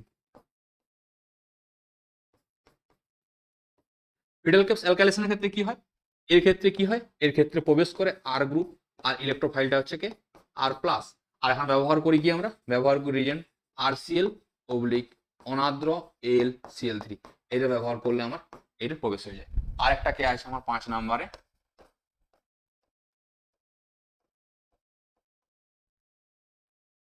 Feudal caps acylation. কি বলছি আমরা, অ্যাসাইলেশন। এই অ্যাসাইলেশনের ক্ষেত্রে কি হয়, এক্ষেত্রে মনে রাখবে COR গ্রুপ প্রবেশ করে, আর ইলেকট্রোফাইলটা কে হচ্ছে COR+, আর আমরা ব্যবহার করি রিজেন হিসাবে কি RCOCl, আর ব্যবহার করি এখানে RCOCl, আর ব্যবহার করি রিজেনটা হচ্ছে কি আমার RCOCl। এই রিজেনটা আমরা ব্যবহার করে হচ্ছে RCOCl, আর অনাদ্র AlCl3, এটা আমার রিজেন্ট ব্যবহার করে। তো দেখো 5টা ইলেকট্রোফিলিক প্রতিস্থাপন বিক্রিয়া আছে। হ্যালোজিনেশন করার জন্য কি ব্যবহার করে, হ্যালোজেন গ্রুপ প্রবেশ করবে, এখানে আমি কি করি Br2 এর মধ্যে Br প্রবেশ করবে, Cl2 এর মধ্যে Cl প্রবেশ করবে, বোঝা গেল। নাইট্রেশন করার জন্য NO2 গ্রুপ প্রবেশ করে, ইলেকট্রোফাইলটা হচ্ছে NO2+, concentrate sulphuric acid concentrate nitric acid প্রবেশ করবে। এরপর সালফোনেশন করার জন্য ধূমায়মান সালফিউরিক অ্যাসিড ব্যবহার করি, SO3H গ্রুপ প্রবেশ করে, ইলেকট্রোফাইলটা হচ্ছে SO3, ফিডাল ক্যাপস অ্যালকাইলেশন করার জন্য ব্যবহার করি RCl অ্যানহাইড্রাস AlCl3, এখন প্রবেশ করে কে R গ্রুপ, ইলেকট্রোফাইলটা হচ্ছে R+ বা কার্বোক্যাটায়ন। এখানে ফিডাল ক্যাপস অ্যাসাইলেশনে কি হয়, ব্যবহার করি RCOCl অনাদ্র AlCl3, এখানে প্রবেশ করে হচ্ছে COR গ্রুপ, আর ইলেকট্রোফাইলটা হচ্ছে C+OR। বোঝা গেছে আশা করি। বা অ্যাসাইল কার্বোক্যাটায়ন এখন উৎপন্ন হয়। তো এই যে পাঁচটা আছে, পাঁচটাকে বলছে আমরা কি ইলেকট্রোফিলিক প্রতিস্থাপন বিক্রিয়া। মানে কি করে, একটা ইলেকট্রোফাইল মানে পজিটিভ চার্জ, সে কি করবে, বেঞ্জিনের একটা হাইড্রোজেনকে প্রতিস্থাপন করবে, ওই জন্য বলছে এটা বিক্রিয়াটার নাম হচ্ছে ইলেকট্রোফিলিক প্রতিস্থাপন বিক্রিয়া। তাহলে কিভাবে প্রতিস্থাপনটা করে থাকে, ধরো আমার এখানে কে আছে, এই যে বেঞ্জিনিং আছে। বেঞ্জিনে কি জানি আমরা সব জায়গাতে কি একটা করে হাইড্রোজেন থাকে, এখানে হাইড্রোজেন থাকে, এখানেও হাইড্রোজেন থাকে, সব জায়গাতে কি থাকে একটা করে হাইড্রোজেন থাকে। আর বেঞ্জিনে কি আছে, আমার তিনটে পাই বন্ড আছে। এই পাই বন্ডটা কি করে, পাই বন্ড ইলেকট্রন ঘনত্ব বেশি, এর জন্য কি করে, এই ইলেকট্রনগুলো কি করে, এই ইলেকট্রনটা গিয়ে করে ইলেকট্রোফাইলকে অ্যাটাক করে বা ইলেকট্রোফাইলের সঙ্গে যোগ হয়। তাহলে কি হবে, এখানে যদি আমি কি করি E+, মানে পাঁচটা বিক্রিয়ার ক্ষেত্রে পাঁচটা E+ ব্যবহার করবে, তাহলে উৎপন্ন করবে কি, বেঞ্জিনের মাথায় E উৎপন্ন করবে। তো ধরো আমি কি করলাম, এরকম বেঞ্জিন দেওয়া আছে, আমি এখানে ব্যবহার করলাম concentrate sulphuric acid plus concentrate nitric acid. তাহলে কি উৎপন্ন হবে আমার, তখন উৎপন্ন হয়ে যাবে বেঞ্জিনের মাথায় NO2 গ্রুপ যোগ হয়ে যাবে। সিমিলারলি আমি যদি কি করি, এই যে বেঞ্জিন আছে, এই বেঞ্জিনের সঙ্গে যদি ব্যবহার করি হচ্ছে CH3Cl আর ব্যবহার করি অ্যানহাইড্রাস AlCl3, তাহলে কি উৎপন্ন হবে আমার, তখন বেঞ্জিনের মাথায় কে প্রবেশ করবে, বেঞ্জিনের মাথায় CH3 গ্রুপ প্রবেশ করে যাবে। তো দেখো প্রতিবার কি হচ্ছে, একটা করে হাইড্রোজেন বের হচ্ছে, একটা করে গ্রুপ প্রবেশ করছে, আর যারা প্রবেশ করে তারা সবাই কি ইলেকট্রোফাইল। এটাকে বলছি ইলেকট্রোফিলিক প্রতিস্থাপন বিক্রিয়া। ভালো করে কিন্তু এই রিয়েজেন্ট গুলো দেখবে, আর ভালো করে কিন্তু মনে রাখবে যে ইলেকট্রোফাইলটা কি উৎপন্ন হচ্ছে। বোঝা গেল। এরপর দেখো কোশ্চেনটাকে দিয়েছিল, আর মনে রাখবে এখানে কি হচ্ছে, একটা পজিটিভ চার্জকে অ্যাটাক করছে, এই গিয়ে পজিটিভ অ্যাটাক করছে। তো দেখো এখন পজিটিভ অ্যাটাকটা কখন ভালো করে করবে, যদি এখানে ইলেকট্রন ঘনত্ব বেশি থাকে। ইলেকট্রন ঘনত্ব যত বেশি থাকবে, সে গিয়ে কি করবে, তত ভালো করে যোগ করবে। বোঝা গেছে আশা করি। মেন কাজটা কি, যে ইলেকট্রন ঘনত্ব বেশি দরকার, তবেই তো গিয়ে করছে ইলেকট্রোফাইলটার সঙ্গে যোগ হবে না। এখন ইলেকট্রন ঘনত্ব কম হলে কি যোগ হতে পারবে, পারবে না। তাহলে আমাকে দেখতে হবে যে ইলেকট্রন ঘনত্ব বেশি আছে না কম আছে। ওই জন্য কি হয়, এই যে নাইট্রোবেঞ্জিন আছে না, এ কিন্তু কি হয়, এ কিন্তু ফিডাল ক্যাপস বিক্রিয়াতে অংশগ্রহণ করে না। কেন, কারণ নাইট্রোবেঞ্জিনের কাজ কি, নাইট্রোবেঞ্জিনের যে NO2 গ্রুপটা আছে ওর কাজ কি, ও কি করে বেঞ্জিন ইলেকট্রনকে টেনে নেয়। যদি বেঞ্জিন ইলেকট্রনকে টেনে নেয়, তাহলে বেঞ্জিন ইলেকট্রন ঘনত্ব কমে যাচ্ছে। ইলেকট্রন ঘনত্ব কমে গেলে ও কি গিয়ে অ্যাটাক করতে পারবে ইলেকট্রোফাইলকে, পারবে না। ওই জন্য নাইট্রোবেঞ্জিন ফিডাল ক্যাপস বিক্রিয়াতে অংশগ্রহণই করে না। তাহলে আমাকে দেখতে হবে যখন কোনো ইলেকট্রোফিলিক প্রতিস্থাপন বিক্রিয়া হবে, যে কার ক্ষেত্রে ইলেকট্রোফিলিক প্রতিস্থাপন বিক্রিয়াটা ভালো হবে, কোন বেঞ্জিনে, যে বেঞ্জিনে ইলেকট্রন ঘনত্ব বেশি আছে। বোঝা গেল। তো দেখো কোশ্চেনটাকে দিয়েছে, আমাকে দিয়েছে এরকম টাইপের যৌগ, একটা এস্টার টাইপের কম্পাউন্ড। দেখো COO আছে, আর COR কে এস্টার টাইপের কম্পাউন্ড বলি। এই কম্পাউন্ডে Br2 আর FeBr3 দিয়েছে। Br2 দিয়েছে 1 ইকুইভ্যালেন্ট, 1 ইকুইভ্যালেন্ট মানে এক মোলে দিয়েছে। তাহলে কি একটা বিআর প্রবেশ করবে, তাই তো। এবার একটা বিআর প্রবেশ করার রাস্তা কি আছে, FeBr3 দিয়েছে, Br2 বলে FeBr, তাহলে একটা বিআর প্রবেশ করবে। এবার মনে রাখবে এখানে দেখো কি করেছিলাম বলতো, আমি এখানে যখন বেঞ্জিনে কেউ ছিল না, তাই আমি যেখানে যোগ করছিলাম কোনো অসুবিধা পড়ে। এখানে কি আছে, এখানে কেউ নেই। যখন বেঞ্জিনে কেউ ছিল না, তখন তুমি যাকেও যেখানে প্রবেশ করে তো কোনো অসুবিধা নেই। বেঞ্জিনে তো কেউ ছিল না, তাই সাপেক্ষে অর্থ বা মেটা বা প্যারাবোলা কোনো মানে হয় না, যেখানে যোগ করবে সেখানে যোগ হয়ে যাবে। কিন্তু ধরো যদি আগে থেকে বেঞ্জিনে কোনো গ্রুপ প্রেজেন্ট থাকে, কি করছে, আগে থেকে একটা গ্রুপ প্রেজেন্ট আছে জেড, এই গ্রুপ যদি প্রেজেন্ট থাকে, তারপরে যদি আমি এখন নাইট্রেশন করতাম, যে মিক্স অ্যাসিড দিয়ে দিলাম, এখানে মিক্স অ্যাসিড দিলে কি হবে, একটা NO2 গ্রুপ প্রবেশ করবে। এবার সেটা কোন পজিশনে করবে, এর সাপেক্ষে ফার্স্ট পজিশনটাকে বলি অর্থ, এটাকে বলি মেটা, এটাকে বলি প্যারা। তাহলে কোন পজিশনে প্রবেশ করবে কার উপর নির্ভর করবে এই গ্রুপটা বেঞ্জিনে ইলেকট্রন দেয় না বেঞ্জিন থেকে ইলেকট্রন টানে। যদি এ কি করে বেঞ্জিন থেকে ইলেকট্রন টেনে নেয়, তাহলে কোন পজিশনে প্রবেশ করবে, মেটা পজিশনে। তাহলে যদি জেড কি হয়, ইলেকট্রন উইথড্রয়িং গ্রুপ হয়, তাহলে সে কি হয়, মেটা পজিশনে যোগ করায়। এরপর জেড যদি কি হয়, ইলেকট্রন ডোনেটিং গ্রুপ হয়, সে অর্থ আর প্যারা পজিশনে যোগ করে। বোঝা গেল আশা করি। এখন লক্ষ্য রাখতে হবে একটা, যখন বেঞ্জিনে কেউ নেই, বেঞ্জিনে একা আছে, বেঞ্জিন জাস্ট মানে এই রিংটার মধ্যে কেউ নেই, কোনো জেড বেড কোনো গ্রুপ নেই, তখন কিন্তু যেখানেও যোগ করতে পারো, কোনো অসুবিধা নেই। যদি কোনো একটা গ্রুপ প্রেজেন্ট থাকে, সে কিন্তু বলে দেবে কোথায় যোগ করা দেবে, অর্থ প্যারাতে না মেটাতে। তার উপর নির্ভর করবে ওই গ্রুপটা বেঞ্জিন ইলেকট্রন দিচ্ছে না বেঞ্জিন ইলেকট্রন টানছে। যদি সে বেঞ্জিন ইলেকট্রন টেনে নেয়, তাহলে মেটা পজিশনে যোগ করে, যদি বেঞ্জিন ইলেকট্রন দেয়, অর্থ আর প্যারা পজিশনে যোগ করে। আশা করি বুঝতে পেরেছো, ঠিক আছে। এরপর এখানে দেখো আমাদের কোশ্চেনটা কি করেছে, যে দুদিকে দুটো বেঞ্জিনিং আছে, একটা বেঞ্জিনিং কি আছে, এই যে এখানে আছে, এই যে পাই ইলেকট্রনটাকে আঁকি আমরা, এখানে পাই আছে, আর এখানে কি আছে, এই পাই ইলেকট্রনটা আছে, ঠিক আছে। এবার এখানে কি হচ্ছে, অক্সিজেন লোন পেয়ার আছে, এই লোন পেয়ারটা কি করতে পারে, এদিকে আসতে পারে, তাহলে এই কি করছে, এই বেঞ্জিনিং ইলেকট্রন ঘনত্ব বাড়াচ্ছে। কিন্তু এখানে কি হবে, ইলেকট্রনটা বেঞ্জিনিং থেকে ঢুকছে, তাহলে এখানে কোন বেঞ্জিনিংটা ইলেকট্রন ঘনত্ব বেশি আছে, এখানে ইলেকট্রন ঘনত্ব কম, আর এখানে ইলেকট্রন ঘনত্ব কি আছে, বেশি আছে না এই রিংটাতে। কারণ এই রিংয়ে দেখো অক্সিজেন থেকে কি হচ্ছে, ইলেকট্রন যাচ্ছে, আর এখানে বেঞ্জিনিং থেকে ইলেকট্রন উপর দিকে উঠে যাচ্ছে। তাহলে আমরা কি বললাম, যে রিংটাতে ইলেকট্রন ঘনত্ব বেশি থাকবে সেই রিংয়ে কি হবে, ইলেকট্রোফিলিক প্রতিস্থাপন বিক্রিয়া ভালো হবে। এরপর কি বলেছে, ব্যবহার করছি BR two oblique FE BR three, BR two oblique FE BR three বা বিআর টু অব্লিক এফি চিহ্নের কাজ কি? একটা বিআর কে প্রবেশ করানো। বিআর কে যখন প্রবেশ করবে, কোথায় প্রবেশ করবে? আগে থেকে যেহেতু গ্রুপ আছে, বেঞ্জিনিক ইলেকট্রন দিচ্ছে, মানে প্যারা পজিশনে প্রবেশ করে। তাহলে কোন পজিশনে যোগ হবে? এর সাপেক্ষে প্যারা, মানে এই পজিশনে যোগ হবে। তাহলে প্রোডাক্ট কোনটা উৎপন্ন হবে? দেখো এইটা উৎপন্ন হবে। এর সাপেক্ষে প্যারা কোনটা? এইটা প্যারা পজিশন। তাহলে কি হবে? এই প্রোডাক্ট উৎপন্ন হবে। যদি আমাকে আর এক মোল ইকুইভ্যালেন্ট দিত, তখন এই রিংটা প্রবেশ করাতাম আমরা। আমরা এখন প্রথমে দিয়েছি কি ওয়ান ইকুইভ্যালেন্ট, ওই জন্য কি হবে? সবসময় আগে এই রিংটাতে প্রবেশ করবে। ওয়ান ইকুইভ্যালেন্ট দেওয়ার জন্য যে রিং এ আমার ইলেকট্রন ঘনত্ব বেশি আছে, সেই রিং আমার আগে প্রবেশ করবে। আশা করি তোমরা বুঝতে পেরেছো। তোমরা দেখো যা কোশ্চেন ছিল, কোশ্চেন আমাদের শেষ হয়ে গেছে করানো। এরপরে কি হবে? এরপরে আমার 2018 সালের কোশ্চেন হয়ে গেছে, এরপর 2019 সালের কোশ্চেন আমরা সলভ, 19 সালের কোশ্চেন কিন্তু এর পরের ভিডিওতে নিয়ে আসবো। তোমার কাজ ভিডিওতে অবশ্যই লাইক করা, ভিডিও বন্ধুদের মধ্যে শেয়ার করা, আর ভিডিও অবশ্যই কমেন্ট করে জানাবে ভিডিও কেমন লাগছে। আর আমাদের পরের ভিডিও পাওয়ার জন্য আমাদের চ্যানেলটিকে অবশ্যই সাবস্ক্রাইব করে রাখো। দেখা হচ্ছে নেক্সট ভিডিও।